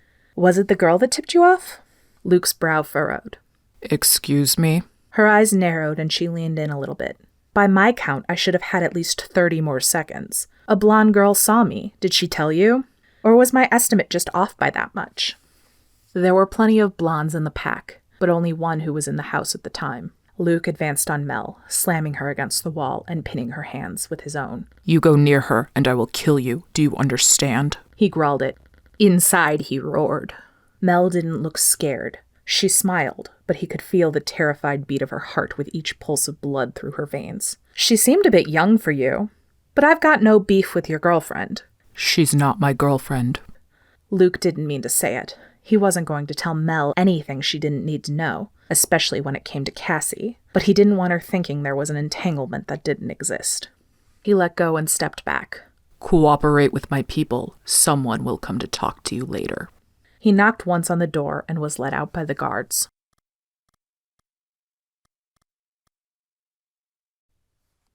Chapter 6. The Alpha left Mel to stew in the cell for 2 full days. A guard came once in the morning and once at night to lead her down a pitch-black hall to a bathroom with no windows. They offered her no avenue of escape. That was fine, really. She didn't need one. Mel didn't need to be given anything. She took what she wanted, and damn everything else. The bathroom had a faucet, so she tried to take in at least a few swallows of water before being led back to her cell each time. It wasn't enough. She didn't know if they were planning to deprive her until she talked or what, but she knew that if they kept it up like this another day, she would be in serious trouble. She still had at least 3 days before any help came for her, and she couldn't afford to be weak before then. If Krista came through. No, Mel rejected the doubt. It was only the hunger and dehydration talking. This was the job, and no matter the personal shit, Krista would get it done. Mel's head jerked up when the door opened. She wasn't certain of the hour, but it couldn't be time for her guard to take her on her bathroom trip. And if it was, she was super screwed. That meant she'd lost all sense of time. Or they were staggering the rotations to encourage it. But it wasn't one of the 2 guards she'd seen before. A short Latina woman stood in the doorway, her colorful red hair held back in a braid and her outfit nearly bright enough to blind Mel, who'd grown accustomed to the dullness of her cage. "The Alpha has had a meal prepared for you," the woman said. She spoke with the slightest southern drawl. "He has asked me to tell you that you are to attempt no escape and harm no one unprovoked. Of course, if you are challenged, you are welcome to defend yourself." Standard stuff. As the Alpha's ward, Luke was responsible for her protection, and until he decided what to do with her, she was honor-bound to obey his commands. Lucky for Mel, she'd always been a bit short on honor. It took her a moment to stand, and when she did, the room wobbled for a few seconds. Mel clenched her teeth, but concentrated on keeping everything else loose. These people didn't get to know that what they'd put her through had any effect on her. She would not appear weak. Once the room righted itself, Mel smiled at the woman. "That sounds wonderful." Her voice was hoarse, nothing a little water wouldn't fix. Her guide didn't speak anymore. She led Mel through the lower level and up one flight of stairs, making no attempt at hiding their path, leading Mel directly to another small room set up with a cot and a table. They were still underground, and there were no windows. But this room had a light switch inside the door, and Mel could see a small bathroom. What on earth were they playing at? "Were they fresh out of bars when you were building this place?" she asked. The woman gestured for Mel to take a seat at the small table. There were 2 chairs, one facing the door, one facing the wall. The woman stood next to the one facing the wall. Wonderful. Mel's back prickled as she let herself exposed, but she sat up straight, especially if she was getting fed. Mel smelled her visitor a second before her captor looked up. Heat coiled through her, making her pulse jump. This attraction to the Alpha was beyond inconvenient. And frustrating as hell. If this had been any other time, she could have indulged him in a bit of play and been done with it. As it was, she was completely under his power and almost wished he would take advantage of that fact. She would hate him forever, but damn if it wouldn't be fun. Thanks, Maya. He took the other seat after Maya closed the door behind them. Mel meant to study the room, but her entire focus was absorbed by the alpha. After more than 2 days, he looked worse for wear, though at least he'd eaten something. Speaking of food, she could smell something warm and delicious. Her eyes followed that scent all the way to one of his hands. He set a small plastic container down and popped the lid off. It was just some rice and chicken, but Mel had to keep herself from snatching it away. He placed a bottle of water next to the food. He sat the container down between them and waited for her to look at him. After she did, he spoke. You've hidden the emerald well. I hope you're happy. It wasn't hidden, but Mel didn't say that. She was trying to keep her eyes off the food. If she didn't look at it, maybe her stomach wouldn't hurt as much. All I want is a direction. He pushed the food and water across the table, and Mel's hands jerked up to keep everything from falling. What? A direction, Luke repeated. I'm not going to play some fruitless game with you. I know you won't tell me exactly where it is, but I hope you'll indulge me in this. He pulled a spoon out of his pocket and set it next to her food. The food is yours either way. After giving it a cautious sniff, Mel dug in. She wasn't waiting for him to change his mind. In 2 minutes, she'd eaten half of what she'd been given, and looked up to see Luke watching her. She didn't slow. You've gone hungry before. It wasn't a question. Mel swallowed and wiped the back of her hand against her mouth, clearing away a grain of rice. I suppose everyone does one time or another. Luke sat on the bed, giving her the entire table to herself. I wouldn't have withheld food if I knew. I'm sorry. A hint of anger bubbled. I don't need your pity. She grabbed the last bit of rice and swallowed it down. It's not pity. He leaned back, his entire body lying across the small cot to rest his shoulder against the wall. But I don't hold to torture. Not for punishment. That was punishment? She couldn't stop the abrasive laugh. Never been to the forest's fire, I take it. The alpha sat right back up, his eyes narrowing. You're too young to make it out of there alive. No one with less than a century could do it. Mel grabbed the plastic container and spun it around idly. People always try to tell me what I can't do. It never works out for them. She studied Torres. He didn't pretend to be casual, didn't pretend disinterest. She slid the container back and forth, and his eyes followed her fingers. There was something deliciously wicked about holding that man's attention. So you've done your research now? She asked. You had no idea who I was 2 days ago. He stood and crossed the room. He leaned across the table, planting his hands beside her own. 2 days ago, you didn't matter. That stung, even if it shouldn't have. I've always mattered. Luke got 3 inches from her face and did the strangest thing. He smiled. I didn't know that before 2 days ago. She caught a whiff of his scent. The room had started to smell of him from the moment that he walked in, but now it hit her all at once. Pine with some citrus undertone. His eyes dilated, and she licked her lips. His gaze dropped, and she did it once more. His mouth hung open the tiniest bit. Oh, she was in trouble, even more than she knew. Without thinking, she covered his hand with her own. He didn't move away, didn't try to grab her. Luke stayed rooted in place, and Mel wanted to lean forward and steal those precious inches between them. They could be hers, and then she would know if he still tasted as good as he smelled, as good as he looked. His other hand covered hers. What the hell? She leaned forward and swiped her lips against his, only for a second before leaning back into her chair. Mel was satisfied when the alpha leaned forward and tried to follow her. She licked her lips, but kept the space between them. I always thought an alpha would taste bitter. He froze, an expression between horror and laughter on his face. What? Speaking broke the spell, and he took the chair opposite her, resting his elbows on the table. It took her a moment to realize that their hands were still touching. She didn't pull back. I've never kissed an alpha before you, and that makes it twice now. You're messing with my expectations. I've never kissed a cat burglar. I suppose that makes us even. He pulled his hands away. Mel had no idea what she was doing. She was in no position to be kissing anyone, let alone her captor. But all she wanted to do was smile and keep flirting. I suppose it was better than a vampire, though. What was she even saying? Luke seemed just as confused, but his hand crept forward. She let her fingers crawl across the table to brush against his nails. He was so close that not touching him felt wrong somehow. You kissed a vampire? She didn't know if his disgust was the thought of the vampire or the thought of her kissing someone else. She didn't know what she wanted it to be. I was 16 and curious. She couldn't help but smile. Even being held prisoner in his castle, talking to him, teasing him, was fun. But Luke paled. Please tell me he wasn't. That is, how old was he?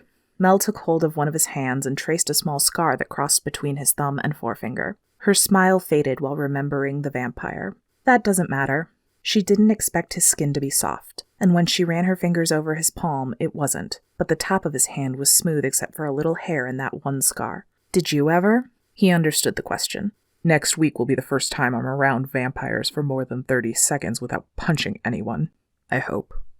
Of course, the reason the job had to be done so quickly, so sloppily. I suppose I've thrown a wrench in your plans then. She didn't want to upset him, but speaking whatever came to mind with this man felt natural. She liked it. And Luke wasn't upset. He looked up from their joined hands and she saw a small smile playing across his lips. Yes, you have. But in saying the words, he interrupted whatever strange magic that was developing between them. The smile slid from his lips, leaving in its place a melancholy frown. Who hired you? Mel pulled all the way back, breaking the contact between them. Thief-client privilege. I'm sorry. Luke grabbed the plastic food container and stood. When you're ready to talk, we'll talk. He left without a backward glance. Mel felt adrift. She'd been held captive before, sometimes on purpose, sometimes not. And no matter what happened, she always had a plan, had some control of the situation. But this was something new. She wanted to talk to Luke, to tell him what was going on. She definitely wanted to kiss him all night and through the morning. And that wasn't normal. An idea, barely more than an intrusive thought, tried to suggest what was going on, but Mel pushed it away. She didn't have time for whatever it was. To distract herself, she studied her new cage. In the short time that he'd been in the room with her, Luke's scent had begun to permeate the place, blending with hers and leaving an aroma that should not have been nearly as appealing. Then again, she'd not bathed in 3 days, and anyone's scent might have been preferable to hers alone. There wasn't much to the place other than the cot, the table, and the small bathroom. The most dangerous item in the bathroom was a small bottle of shampoo. While she could squirt it in one of the guard's eyes, the second it bought her wouldn't be enough to be useful. There were towels, which was nice, but no shower rod or curtain. She wondered if it was intelligence on Luke's part, or something learned from experience that took away the easiest items to make improvised weapons. Most shapeshifters didn't worry about it. Either he was smarter than the average alpha, or he had the experience to deal with unconventional threats. Mel's hand landed on the silver chain around her neck. The alloy combined with her relatively high silver tolerance meant that the necklace didn't bother her. She twirled the chain, tracing back and forth to the pendant hanging on it. If she had to choose between Luke having experience or wisdom, she'd hope for wisdom, because even the smartest shapeshifter wouldn't see what she had coming.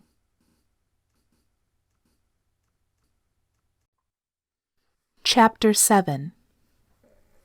Maya was waiting for Luke in his office. She leaned back against his desk with her arms crossed and raised an eyebrow when he shut the door with too much force. So the plan changed, she asked. If she was speaking to anyone else, he would say that she was mocking. Since when do... It was only after she began talking that she remembered that she was speaking to her alpha. It's not customary for you to interrogate prisoners. Luke sank into his chair and leaned back, drumming his fingers on the table. It isn't customary for your team to let women steal from my vault. He didn't need to put venom into the remark for Maya to flinch.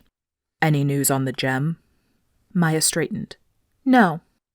If frustration could make electricity, that one word would have powered the house for a month.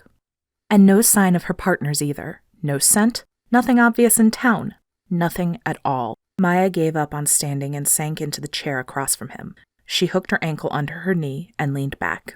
Luke tried to remember anything from that first night they met, but he couldn't beyond red hair and soft lips. Maybe that was the point of the wig. He'd meant to ask her about it, but at some point had become distracted. How soon was too soon to go back down there? Maya's hand waved in front of his face. Luke jerked up and swatted her away. What? She quirked an eyebrow. Do you want me to say what I'm thinking? No. His head of security had at least a century on him, though she had never stated her actual age. And she seemed to think that all of that life experience gave her leave to give Luke advice when it was neither needed nor wanted. So you know there are partners? Maya nodded but didn't say any more. In fact, it almost looked like the blood had drained from her face. What is it you don't want to tell me? She took a deep breath. Not yet. It's just a stupid hunch. And it's so far outside the realm of possibility that I don't want you to get freaked out. Right. Luke crossed his arms. Are you suggesting that she's empowered the trees to hide my emerald? Perhaps convinced a nice bird to fly it away? Maya rolled her eyes. Nothing that ridiculous. The door opened, and a familiar blonde head popped in. Luke had to keep his hand down to prevent himself from massaging a headache forming in his temple. He addressed Maya without acknowledging the new visitor. When you've got something, let me know. I'll ask Mel some more in the meantime. Maya looked ready to warn him off the burglar, but she thought better and left without another word to him. Cassie took her spot. They didn't speak until Maya closed the door. I'm sorry about ditching my flight, she said. She didn't meet his eyes. Her fingers nervously picked at the armrest. But I've made the decision not to go back to school. Luke took a deep breath before speaking, and then another. He wasn't her father, just her big brother. So why on earth was he the one stuck handling this shit? Have you talked to Mom or Scott about that? She shook her head. Cassie. He had no idea what to say. Her name just whooshed out of him in a helpless sigh. I get it, I really do, but... No! She stood, stepping behind the chair and grasping the back. At least she was looking at him now. You changed when you were 16. You did all this practically 10 minutes after college. They still talk about what you did at that frat your sophomore year back home, and then everyone looks at me and they just... I can see how disappointed the entire pack is, and if I could shift, at least then I could go home, you know? It would be real. I wouldn't be a failure. You're not a failure. He didn't yell, but only just. Come here. He opened his arms. You'll do it? She perked up. Luke laughed. No, brat, I'm giving you a hug. He gestured for her to come towards him, and thankfully she came. He stood and wrapped his arms around her. You've either got to go home or to school. She stiffened when he spoke, but he didn't let that stop him. Shit is about to hit the fan here. I've got a prisoner, and we'll have vampires breathing down my neck soon. It's not safe. Not for you. She pulled back. Luke let her go. I'm not dumb, you know. I can take care of myself. She walked out of the room without a goodbye, slamming the door to his office behind her. Brilliant. He made it through the rest of the day without another disaster, but after a fitful night, he was no closer to solving the issue of his thief or helping his sister. He had a million things that needed doing, and only one place he wanted to be. Mel was lying on the bed when he arrived at her room. He wanted to believe her smile was real. She quashed it so quickly that it had to be. Clearly I'm an executive-level prisoner if the man himself keeps interrogating me. She sat up as she spoke, scooting back so that her spine rested against the wall. She pulled her legs up and casually wrapped an arm around them. Come on over, Your Majesty. There's room for two.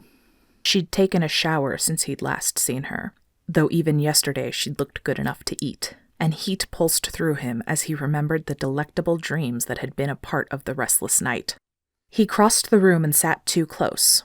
At first it hadn't seemed so, but as her scent enveloped him, he needed to muster strict control to keep her from seeing exactly how much she affected him. It shouldn't have been so hard, in more ways than one. There's no need for titles, he said by way of greeting. He needed to ask her about the gem, about her partners. He had a legitimate reason to be in that room with her, but it wasn't why he came. When did you first shift? He asked. Mel's eyes widened. He studied her expression, the slight pursing of her lips that pulled into a smile, heavily tilted to one side. Her gaze seemed to drift somewhere far off for a moment before coming back to the present. You wouldn't believe me if I told you. It was a highly personal question, akin to asking when someone lost her virginity. But he needed to talk this out with someone, and Mel was a captive audience. I've heard a lot of things. She shrugged. I was 12. That's impossible. Bile rose in Luke's throat at the thought. The first shift felt like being ripped apart and then sewn back together with barbed wire. And for weeks after, it felt like sand was sunk under your skin. Nothing felt right. To go through it as an adult was bad, but he'd never heard of anyone younger than 14 surviving a change, and no one younger than 15 had ever been a naturally born shapeshifter. I didn't realize you were bitten. Mel shook her head. Nope, 100% the real deal. My parents were leopards, my grandparents were leopards. Before that, who knows? She smiled, but her eyes shone with the first hint of tears. She tilted her head back, probably to keep them from falling. He hadn't seen her other form yet, but he imagined a beautiful spotted beast slinking its way through the trees of his forest. He would love to run with her. But that was beside the point, and it was never going to happen. How did you do it then? Her expression hardened, and then she grinned. It was a punch to the gut. I was very determined. He thought she would leave it at that. She turned to him, studying his profile. Luke had to keep utterly still to stop himself from flexing or doing something else equally embarrassing. After a moment, she continued. They died. They were killed when I was 8. Your parents? She nodded. My whole family, as a matter of fact. I was the only survivor. He wanted to ask her what did it. Not many monsters could take out a family of leopards, but some questions couldn't be asked. She kept speaking. The people who raised me weren't the greatest, and there was one who was convinced that she cut herself off. Luke waited. She was convinced that if I wasn't around my kind, I wouldn't become a shapeshifter. She thought that since I couldn't shift yet, it could be stopped, and she tried her damnedest to make sure that it didn't happen. Mel looked away from him and bit her lip with a smile. I was properly motivated to prove her wrong. Luke blew out a frustrated breath. He grabbed her hand and squeezed it. But it's not just motivation that lets us shift. She laced her fingers with his, but didn't look at their hands. She didn't even look at him. Are we speaking generally or specifically? He had to tread carefully, and he tried to remind himself that he was being a fool. There were a dozen people he could ask advice of, and not one of them had ever broken into his house and stolen a precious item from his vault. But he wanted to know what this woman thought, how she could help, though he hadn't completely lost his head. There's a girl in the pack, nearly 19, who is desperate to shift. He didn't have to go any further for Mel to understand. All of her friends are doing it. She feels weak. Luke nodded. And I don't know what to tell her. He wanted to say more, but was afraid that he'd said too much already. Mel let out a breath. She held completely still while she thought, but he could feel the heat of her right next to him, coiled to strike out at any threat. Apparently she didn't think that he was one. That satisfied him on a deep level. Somewhere, not even his worry about everything that was going on could penetrate. Is she full-blooded? She asked. Half through her mother. Her father was turned later. He tried to keep it clinical. That sucks. She turned her shoulder completely towards him, placing lips just inches from him. And I'm sorry, but I don't know what to tell you. The regret on her face did something to him. It unfurled some long-deadened emotion in his gut. Who he was seeing now wasn't different than the playful thief who'd robbed him blind, but she was showing him this other side of herself, someone who should have been impossible in light of her life. And yet here she was. You're not the only one. He almost left right then. Whatever answers he was looking for, she didn't have. But in the few minutes he'd been sitting with her, he felt more relaxed than he had in too long. That shouldn't have happened in the presence of his prisoner. He didn't care. How many ways have you planned to escape so far? Mel leaned in, her breath licking against his ear. Are you planning to forbid me from running? His cock twitched. He clamped a hand on the back of her neck and pulled her face to face. Their lips brushed lightly. It wasn't a kiss, only a symptom of the closeness. With each word he spoke, he got the tiniest taste of her. It only made him want more. What would be the fun in that? He shouldn't kiss her. He shouldn't want to kiss her. But sitting so close that they couldn't help from brushing their lips together, it wasn't a choice. It was an imperative. While the need drove him, he forced himself to go slow. His lips pressed against hers, still for a moment, waiting for her to respond, to push him away, or to let him in. Mel didn't expect the kiss. She should have. His hand was on the back of her neck and their lips were already touching, but Luke wasn't the type to take advantage of a prisoner. Lucky for her, he'd decided to break his own rules, and she didn't know who had the advantage anymore.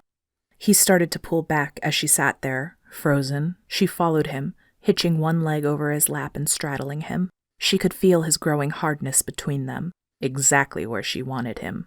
She cradled his cheek and stole the kiss from him, ratcheting up the intensity and taking over. She opened her mouth, tasting him, devouring him. Luke was not a man to let himself be idly devoured. He bit down on her lower lip, firm enough to hold her in place, but not rough enough to cause any pain. His hands trailed down her back. Mel wanted to moan, but she was too preoccupied with taking her fill, enjoying the wickedly masculine taste of him. She had no idea what had come over her, had come over them. She was his prisoner, the woman who had stolen his most priceless possession. And yet she couldn't imagine not kissing him. To do anything else would be foolish. It wasn't even a decision. It was instinct. And that instinct burned her to the core. She could feel herself growing wet for him, her hips grinding against his own, feeling his erection through the soft cotton of her pants. She wanted to ride him until she came, crying out in ecstasy at the pleasure they both earned. But kissing was just as satisfying. She gripped his hair in one tight hand, her lips trailing across his cheek and down to nip at his jaw. Her breath came in panting gasps, further evidence of her arousal, and when one of his hands dipped into the waist of her pants, she hissed out something between pain and satisfaction. That sound gave Luke pause. He pulled back for a second, examining her expression. Mel didn't want to stop, not until she had tasted every inch of him, twice. And even then that sounded like only a delicious prelude to something she couldn't see ending. And that thought shook her to her core. This time she pulled back, gliding off of him and standing up, taking 2 big steps back. Whatever that was, there was no room for thoughts of something serious. A moment of lust was easy. Endings were easy. She didn't know anything else. Luke took a moment to regain his bearings. He rubbed his thumb against his lip, and Mel had to clench her fists to keep from crossing the room once more and picking up where she left off. But this was a job, not a date. And that she'd forgotten that for even a second showed exactly how much trouble she could get in if she wasn't careful. There was a dark part of her that coolly examined her would-be lover's expression, took in his arousal, and calculated exactly how she could use it. The cool silver of the necklace around her throat was a heavy reminder of the risk she would have to take to get out of here, danger that just might be fatal, unless she used this new development to her advantage. But Luke spoke before she could lay any groundwork. "I'm not going to apologize." Of course not. Alphas never did. A little fun never hurt anyone. She had to keep it light, for now. Playing this too hard in any direction could screw her over later. Luke studied her, his brown eyes narrowing for a moment before his expression hardened into stone. "I have a condition in return for my continued hospitality." Mel kept very still, careful not to change her expression in the slightest. Was he going to require that she whore herself out to him? She didn't think he was the type. She had counted on it. Her stomach turned in distaste because she knew she would do it and hate him all the more. "That is your right." "When you try to escape," he held up a hand to keep her from protesting, "or in any other case, only fight my people in self-defense. If you injure or kill anyone for any other reason, I will revoke my mercy and have you torn apart." A death threat shouldn't have relieved her. But Mel could work with that, and her respect for the Alpha grew even more. "I've hurt none of your people thus far. Why would that change?" "There are some things that I won't risk." He left her alone in the room to contemplate what exactly those things were.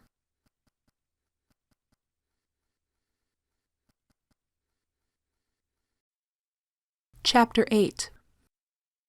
The next surprise came after dinner, and while she had been alternating between planning escape routes and thinking about a distressingly sexy Alpha, nothing had prepared her for the newest wrinkle. A blonde young woman sneaked in. She would have never made it as a thief, but for a novice, her stealth was serviceable, and Mel immediately recognized her as the woman from the night of the robbery. Luke's questions about the shifter girls started to make sense. So who was she to him? Not the girlfriend, according to him. While her pale skin and blonde hair threw Mel off for a moment, she took a closer look, seeing the line of her jaw, her nose, and the shape of her eyebrows. This girl's face bore a striking, feminine resemblance to the man who had begun to haunt her dreams. A sister? "It's a bit late for visitors." Mel sat up from the cot and motioned for the girl to take a seat at the table. The girl's eyes widened, and she shot a glance back at the door. "You're the person Luke is being all secretive about, right?" She hissed it. She didn't take a seat. "Your brother has a lot of secrets, I'm sure." A hit with the brother comment. The girl didn't try to deny it. "I'm Mel, by the way." "Cassie," she still whispered. Mel almost felt sorry for this kid. Scratch that. She flat out felt sorry for her. Any young woman who walked into a prisoner's cell in the middle of the night had to be desperate, and she had no defenses against anything Mel would do to her. "How did you get past the guards?" If the girl was going to let her lead the interrogation, then that was what she was going to do. Already a plan was beginning to form, and she probably wouldn't even need to go against Luke's edict. Not that she'd actually promised him anything, but what he didn't realize could be used to her advantage later. Cassie waved a dismissive hand, her lips curling up into something unconcerned and vaguely fond. Mick is on shit duty, so when I offered him some cookies to pass the time, he didn't question it. One guard? She was insulted. And glad. You drugged my guard? Cassie's cheeks heated. She finally sat down. Mel took the opportunity to stand, walking to the table and leaning against the side, her hip jutted out. Cassie looked up at Mel. her eyebrows drawn down. You're not going to tell, are you? Desperation made the kid seem even younger, because Mel couldn't imagine her 18-year-old self acting this way, showing fear. But she placed a hand on the girl's shoulder and smiled her best comforting smile. When Cassie didn't flinch, she knew that she'd succeeded. Of course not. Why don't you tell me what you came here for? The girl looked ready to stall, so Mel kept talking. Whatever you gave the guards won't hold for long. So open your mouth or get out. Cassie's shoulders straightened and she sat up tall, clenching her hands together. I would like to propose a trade. She didn't waver. Mel had an idea of where this was going. Yes. I'll get you out of the house if you bite me. She couldn't meet Mel's eyes. That didn't matter. Mel tilted the girl's chin up with her own hand and waited until Cassie would meet her eyes. It took several moments. A bite won't do the trick. Not just a bite. Cassie knocked down Mel's hand. I was speaking figuratively. I didn't think someone like you would object. Who exactly do you think I am? Mel didn't let her words hurt. The girl was so far out of her depth she was mistaking the ocean for a swimming pool. Do you even know why I'm down here? Exactly how much of a liability was Luke's little sister? There was a slight shake of her head. You'd be in the cage if you were that bad, or he would have killed you. If Mel hadn't known Cassie was a born shapeshifter, that would have proved it. Few spoke so easily of their brothers committing homicide. You only have a few minutes to decide. The distraction won't last long. What distraction? Cassie crossed her arms. They don't exactly tell me shit, she scowled. I heard something about vampires on the eastern perimeter. That means that they're not watching people leaving right now. They're trying to stop them from getting in. Smart, opportunistic kid. Mel could have molded her into something if she had the time. You have a car? Cassie dug in her pocket and held up a set of keys. Tank full of gas, too. Mel pretended to think about it. Walk me through it. You seem prepared, but I'm a professional. Cassie's plan was straightforward. Simple, but possible. The house was nearly abandoned with the disturbance on the perimeter, and reinforcements hadn't yet taken position. Mel smiled and pulled the keys from Cassie's hand. She pushed the girl's palm down to the table, holding her in place. She maneuvered herself behind the girl and wrapped her free arm around her neck. Not quite hard enough to make her pass out. One tip, though. Cassie's pulse pumped against Mel's arm, fright flowing through the girl's veins. Never give away the plan to a criminal all at once. We'll always betray you. She hauled the girl up and held her against the wall with one hand on her neck. You know not to scream, right? Cassie nodded, her eyes wild.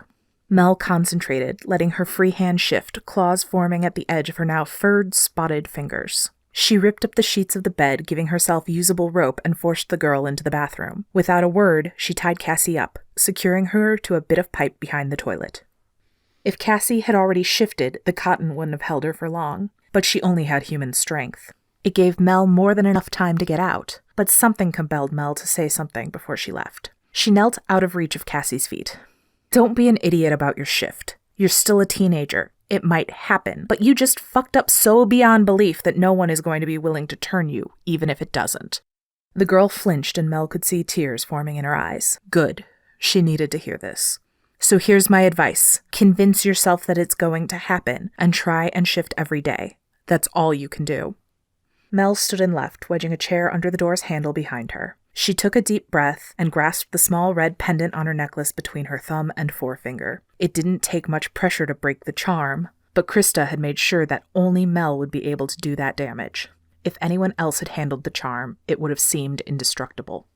By breaking the stone, Mel triggered a secondary concealment spell which acted much like the one she'd used to break into Luke's house in the first place. It also alerted Krista and Bob that she was coming.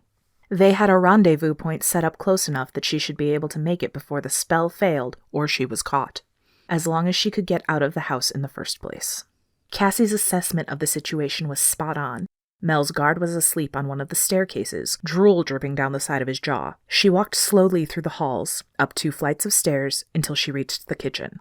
She stopped in the hall before entering the brightly lit room. How big of a threat was out there? An Alpha's house, especially one housing a prisoner, was always somewhat occupied. It was the cost of doing business.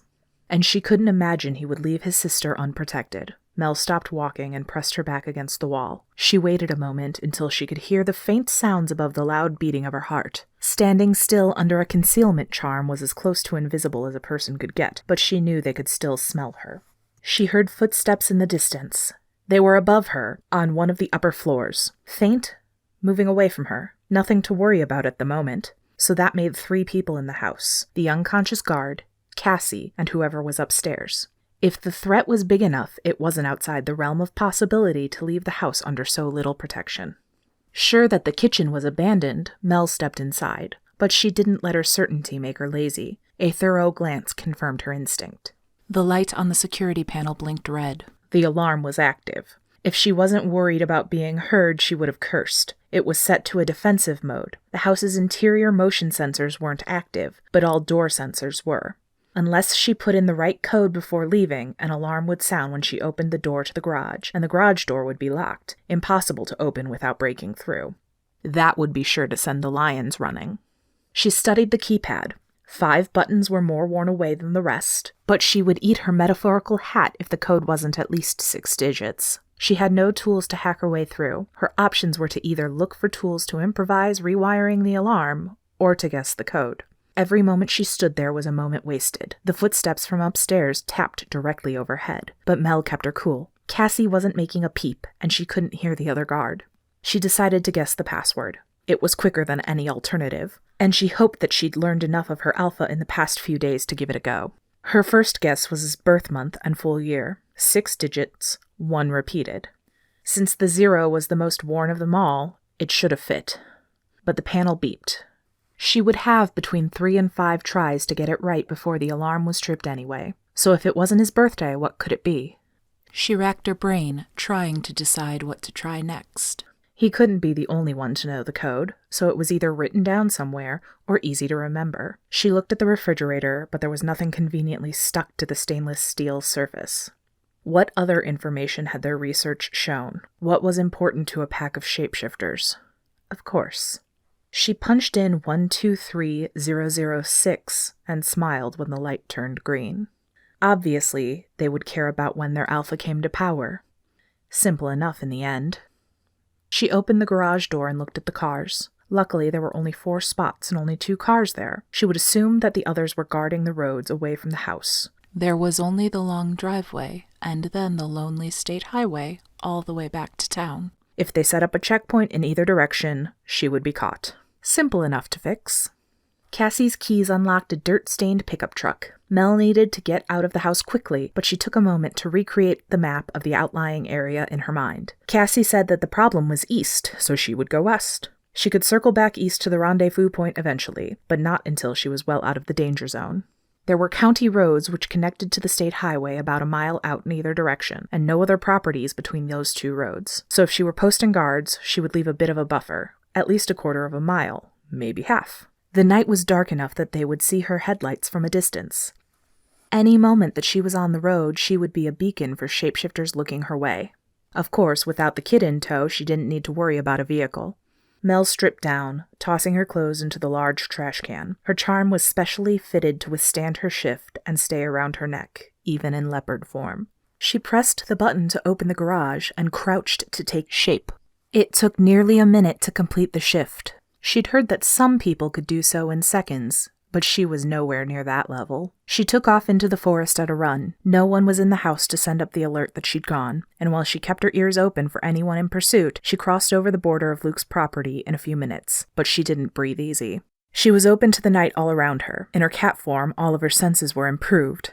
She could hear small branches rustle as nocturnal animals ran through them. The scent of greenery, of life, engulfed her, singing through her nose and into her veins. If she were free to do so, she would range through the forest, mark it as her own, and dance with all of the night creatures. But she couldn't become enchanted by the animal magic. It always tried to take over in the dizzying moments after a shift, tried to lure her away from humanity with the siren song of the wild. Mel was too enamored of the finer things in life to be seduced. But that didn't mean she didn't have to fight the temptation each time. She headed west, quickly covering miles, only slowing when her heart threatened to burst in her chest. Even in this superior running form, she felt the weight of days stuck in a cage. She heard a semi-truck rumble by and knew she was close to the road. Mel was far enough west now that she no longer risked running into Luke's guards. But a leopard running alongside the road would be a strange sight in Colorado. And so she kept to the cover of the trees to hide herself. She crossed the road to loop north and head back east. She added an extra dozen miles onto her run just to ensure that she stayed completely out of reach of whatever problems Luke was dealing with. The first shaft of sunlight was breaking through the horizon when she met Krista and Bob at the rendezvous point, a little park in the city. It was risky, but they had needed to set up a place close enough to ensure that Mel could actually get to them before whoever was pursuing got to her first. She skidded into the park where Bob was laying peacefully on top of a wooden picnic table, his hands clasped lightly over his stomach and his head hanging off the edge, lolling back. Krista had been sitting in their car, but when she saw Mel, she got out and threw a pair of sweatpants and a tank top on the ground. Bob wasn't looking at her, and Krista averted her gaze before she shifted. Shifting didn't hurt, but it required concentration, and it sure as hell wasn't pretty when it couldn't be done quickly. But Mel came out all right and put her clothes on. It felt like 100-pound weight had been lifted off her chest when she saw her team, and she couldn't stop from smiling. "Thanks for showing up," she said. Krista's gaze hardened, and Mel realized that she had said the exact wrong thing.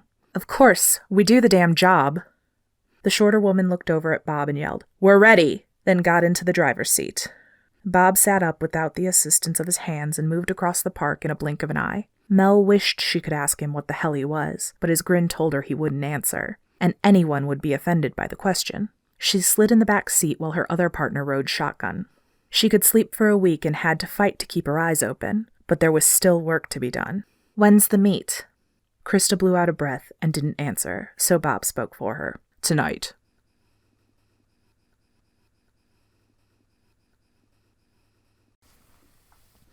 Chapter 9. They took her back to the cabin just outside of town. Tina planned to meet them at the cabin later that night. Mel wanted a shower before she had to deal with Tina again. When she walked into her bathroom, she saw that bathing might be a problem. "Krista!" It was a familiar frustration that laced her words, one that Krista had learned to embrace over the years. Mel stared at the circle of sand and candles situated in the white porcelain tub where she'd been planning to relax. The candles were a mix of black and white, the sand shared the same colors. Inside it all, Mel saw a lock of what she assumed was her hair bound with an elastic hairband. Krista took her time in joining her, but after a moment she appeared in the doorway. "What?" Mel's jaw nearly dropped. She jerked her hand and pointed at the spell brewing in her tub. "Why is this here?" Krista took one look at the project and smiled. "You wanted the teleportation charm, and if you had waited another day we would have pulled you out." She gestured at the center of the circle. Mel noticed that the bundle of hair was sitting on a small pile of ash. Once it's dissolved completely, it's as safe as teleportation ever is. Even half dissolved, it'll be usable in a few hours. She paused and then continued. "If you're feeling lucky." "But why is it in my bathroom?"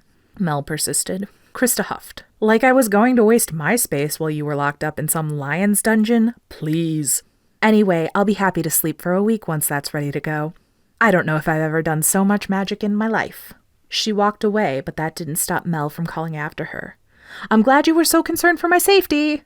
Krista showed her worry with one finger. Mel would have laughed if she thought it was in jest, but the time for jokes was long past.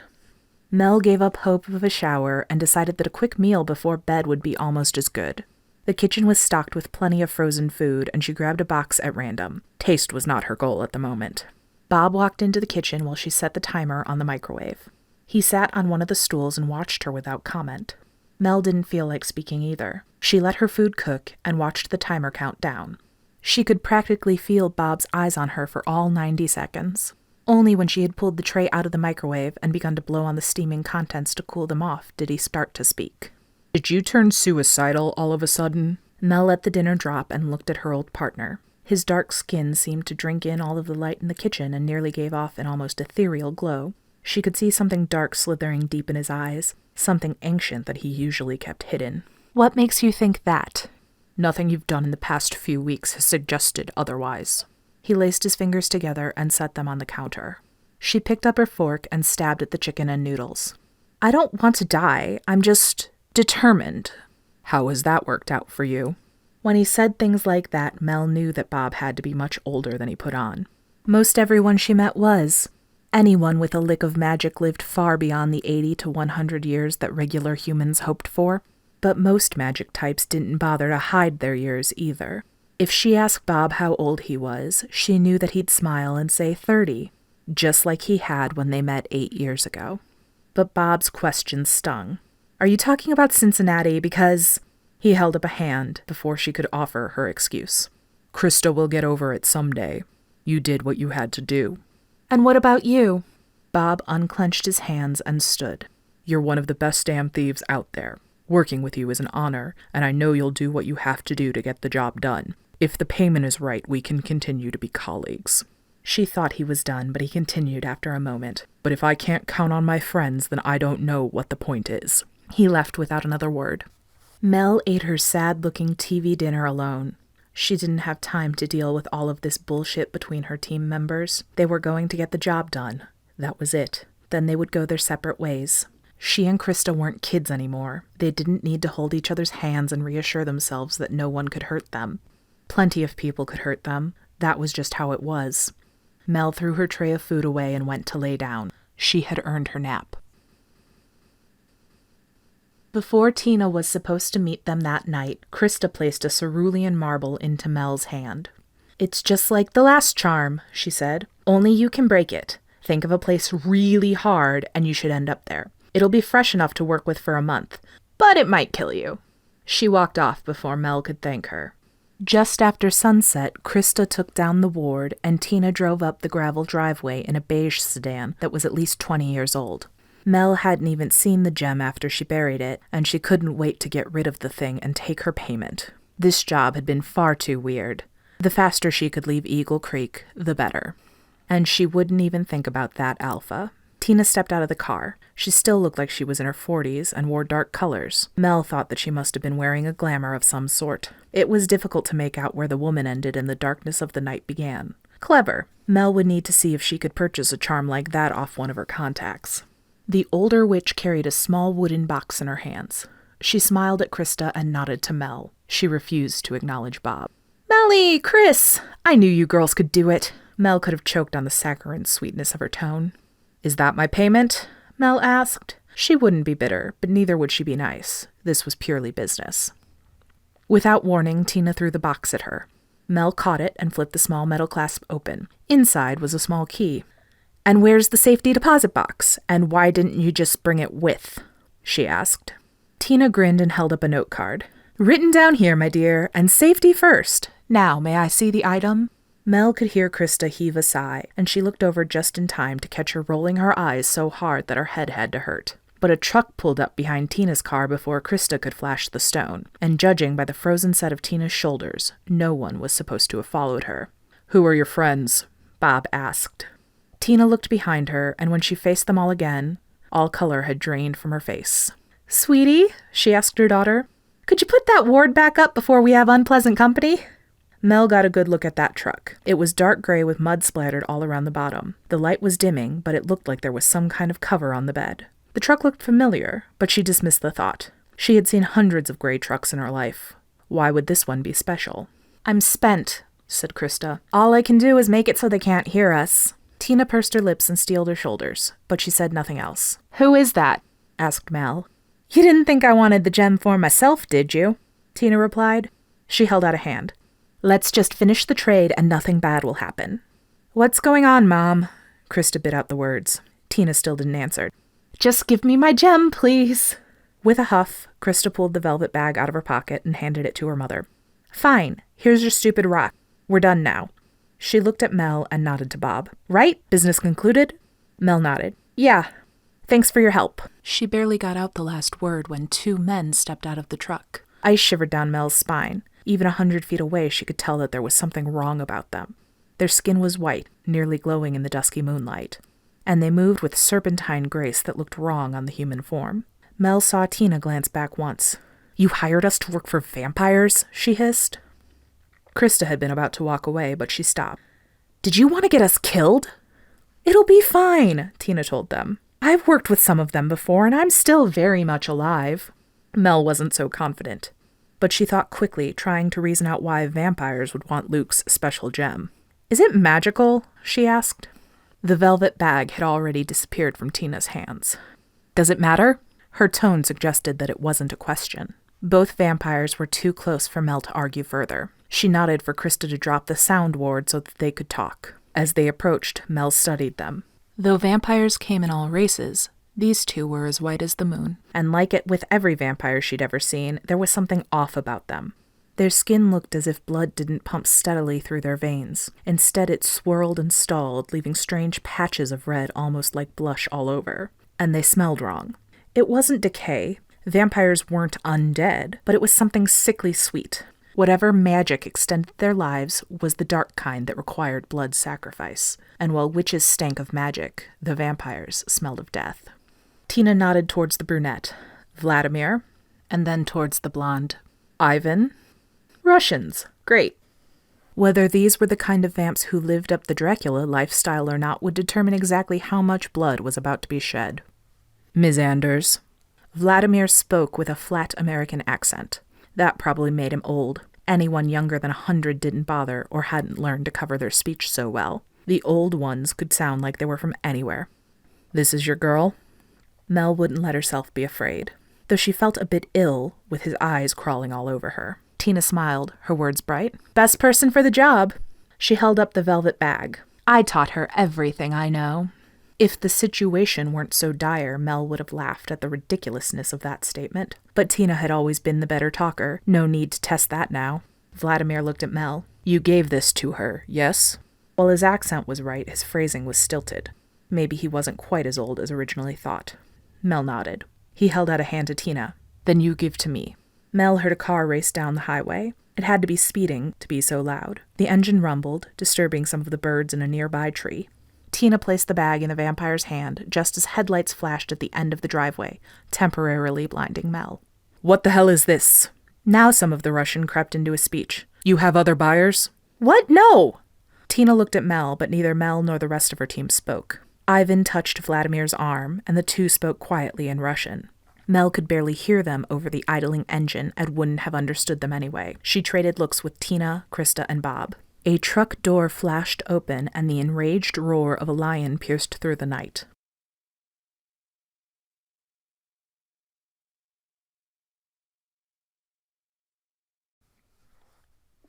Chapter 10. All hell broke loose. The vampires bolted, taking the gem with them and leaving Mel, Krista, Bob, and Tina to fend for themselves.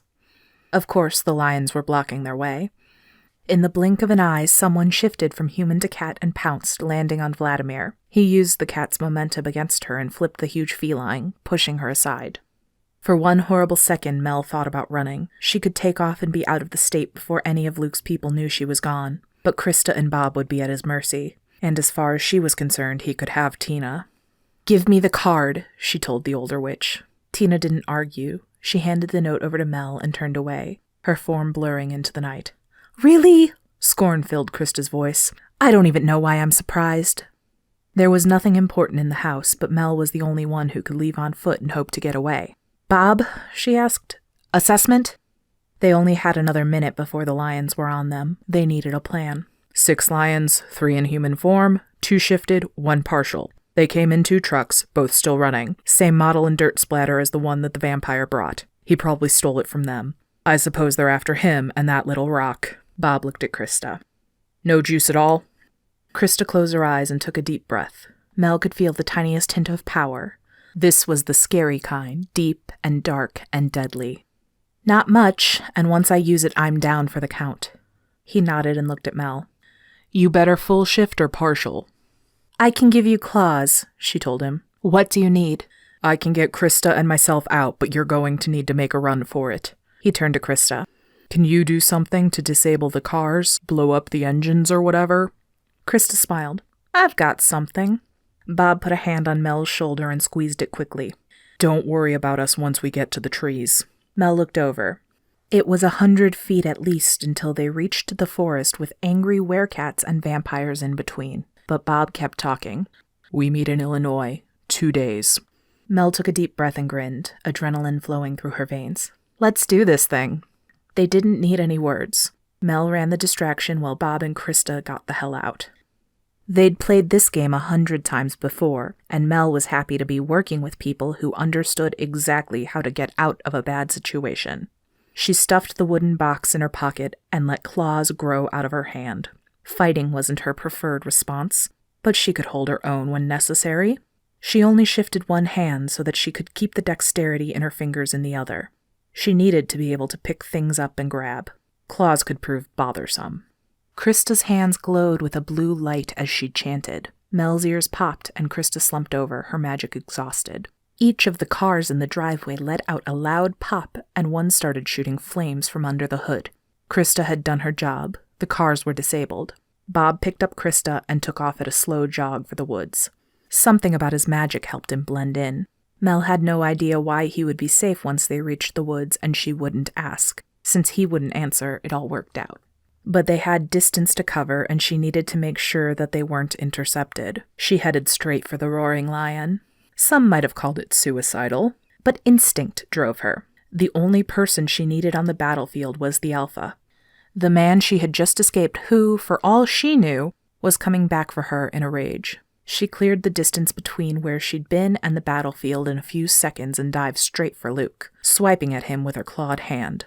That got his attention. Wordlessly, she took off, running in the opposite direction of Krista and Bob. The lion Alpha followed. She knew that he would. Something told her that he couldn't resist. Luke wasn't completely shifted, and because of that she thought she might survive. Like her, he only had one hand full of claws, though he also had long fangs growing out of his mouth. Mel didn't have time or the skill to mimic his shift. But her goal wasn't to fight him, it was just to get him far enough away to distract him. Fallen branches and brush were no obstacle for her as she broke into the forest opposite where Bob and Krista ran to. Even in the dim light she could see well enough, and at her speed she relied more on instinct anyway. For a moment she remembered her childhood, running through the forest with her parents. They always stayed in human form since she was too young to shift, but every week they walked through some of the densest woods on their land. As a child it seemed to go on forever. And they always ended up at that old well that had been boarded up long before she was born and had been overgrown with moss and ivy. Mel pushed the thought away. In the midst of a chase for her life, for her freedom, she couldn't bother to remember shit from before she was old enough to remember almost anything. She could feel Luke closing in behind her. She was fast, but his longer legs and familiarity with the terrain worked against her. But Mel had never met a problem head-on when she could approach it sideways. She jumped up, grabbing for a branch with her claws, and swung herself up into the trees. She didn't care if Luke saw her. It wouldn't matter. The branches were thick enough that even in her clumsy human form she could move along them, covering less ground, but well hidden. Luke finally caught up to her, pausing only a few feet before she would have pounced on him. He crouched low, better to get her scent, but they'd left her trail behind. Mel held completely still. She didn't even breathe until he moved once more. He circled the copse of trees slowly, trying to figure out where she went. Her heart pounded, excitement singing through her veins. This was even better than her stint in Biloxi, where the former owner, of one of the finest collections of antique Bavarian wealth charms caught her outside his building while her bag was full of his collection. It seemed like Luke had that effect on her. But even though a part of her wanted to dart for the tree, tweak his ear, and take off running again, wanted to make him chase her and catch her, and all of the fun that could go along with that, despite all that, she still kept her sense. The roar that he'd bellowed had been far too intense for one little thief. And while she loved risk, she had no desire to end up dead. She just had to wait for Luke to doubt himself. Right now he knew that she had to be where she was. But she knew that if she waited long enough, he would convince himself that she had gone another way, that his senses were wrong. After an interminable length of time, he walked away, his senses caught by some far-off sound. Mel let out a relieved breath, but still she didn't move. She couldn't until she was sure he couldn't chase her. A snapped branch was her only warning half a second before Luke launched himself at her, jumping from a nearby tree. They crashed through the branches and down to the ground. Everything hurt when he landed on top of her, but nothing was broken. Her only advantage was that he hadn't been able to pin her clawed hand. She had her claws dug into his thigh, blood seeping hotly around her fingers. "Where is she?" he bellowed, teeth flashing. He didn't seem to care that she was ripping his muscles apart. Mel struggled for a moment, failing utterly to move the enraged alpha. She couldn't fight him. He was too strong, too big. "I can't say I'm surprised we ended up like this, but I thought I'd be lying on something a lot softer when I had you on top of me." She practically purred. For a moment the image crystallized in her mind, but she shoved it away before arousal could take hold. Luke placed a hand on her throat, letting a claw grow out of his index finger. She felt it prick at the sensitive skin of her neck. "You will know pain unlike anything you have ever experienced before if you don't tell me what you did with her. 5 seconds before I rip half of your throat out." He was utterly serious. An experienced liar could recognize the truth like that, especially when it came to threats. Mel didn't remove her claws, but she stopped digging in. "Who are you talking about?" But as she asked the question, she had a sinking feeling that she knew who it had to be. After all, she had only met 2 women at Luke's compound, and Maya wouldn't need an alpha to risk his life to rescue her. "Your scent was all over the garage. I could smell her in your room. I know you kidnapped her. So where is she?" "Get off of me and I'll tell you everything I know." Honor was for good people. Mel was a survivor. He didn't get off, but he did remove his hand. An improvement. "I don't believe you. You're a liar, a thief, and you would have done anything to escape." He was beyond reason. An alpha defined himself by the people he ruled and protected. Cassie was Luke's weak point. If Mel wanted to hurt him, she knew exactly where to hit. She removed her claws and pushed at his legs. She got her hips free. It gave her more room to maneuver, even if she didn't want to fight. "I'm a thief," she bit out, "but I'm not an idiot." She pulled her hand up, brushing against a spectacularly smooth rock on her way to push against his chest. He didn't budge. "Think about it. What would I gain by kidnapping Cassie? I want it out. Why would I give you another reason to chase me?" That gave him pause. Confusion flitted over his face, but he steeled himself after a moment. Anne pinned one of her hands to the ground above her head and the other to her side, right over that rock. "Her scent was in your cell. Don't lie to me." It wasn't a rock. Mel ignored the man on top of her and tried to curl her fingers around the teleportation charm that Krista had given her. In the frenetic run, she'd forgotten that she had it. All she had to do was break it and she was home free. But she didn't quite have the leverage. She spoke while she tried to move, keeping him distracted. "She wanted me to take her. She knocked out your guard. All I did was tie her up. I didn't need her to escape." But Luke was too far gone to pay attention. It didn't matter anyway. Mel had the charm in her fist. She crushed it with all her might, shattering the glass and releasing the magic and thinking of someplace safe. After a pregnant second while the magic swirled around her, she dissolved into smoke with the hope that Krista's charm wouldn't kill her. She heard her alpha roar into the void.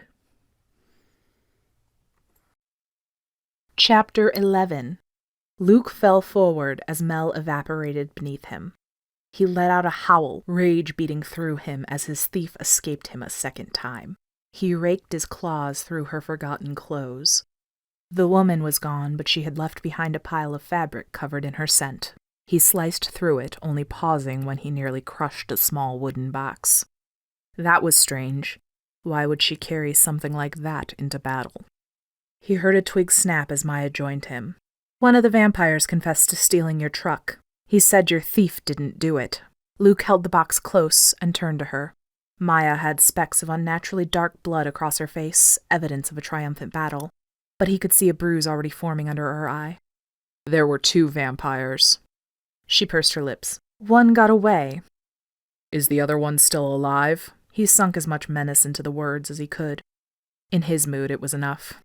She paled. "More or less." "Good." Maya caught sight of the pile of clothes that Luke was crouched over. "So she got away?" she asked. "Naked?" He held up the box, flashing it at Maya before flipping it open. Inside there was a safe deposit box key and a card listing an address. Probably for the bank. "I think she'll want this." He stuffed the box into his pocket and joined Maya on the walk back to their prisoner. He had a sister to rescue, a political nightmare to handle, and a thief to catch. Life was getting exciting. Mel materialized screaming in downtown Trent Crossing, Utah at midnight. And she only knew that because the sign on the side of the road proudly proclaimed a population of 363. Luckily for her, the town was so small that no one was there to see her little magic trick. She panted, illuminated only by the red flashing stoplight, and took stock of her situation. It took her a moment to realize that she was naked. When she did, she fell to her knees, looking to see if the safe deposit box key had miraculously come with her. Come on, she urged. Where the fuck are you? In the dim light, she could see clearly, and that only frustrated her more. The key was back in Colorado, probably right under Luke Torres. God damn it. Mel didn't panic. She wasn't allowed to. She remembered the box number, the bank address. A loss of a key was an inconvenience, not a tragedy. Bank robbery was easy, like taking candy from a baby. Nothing to worry about there. Headlights flashed, haloing her naked form. A black pickup truck pulled up beside her. An old man, human and at least in his 70s, looked at her. Looks like you're in a bit of a pickle there, kid, he said. He reached over and tossed her a t-shirt. Mel put it on. Thanks, she said. Any chance you could give me a ride to the next big town? The man was apprehensive. She couldn't blame him. Naked women in the town square were usually up to no good. I think I can arrange it. Climb on in. She joined him, wrapping a blanket around herself before buckling the passenger side seatbelt. It was a long way back to Illinois, but she was going to get her damned payment and leave the Lion Alpha behind her.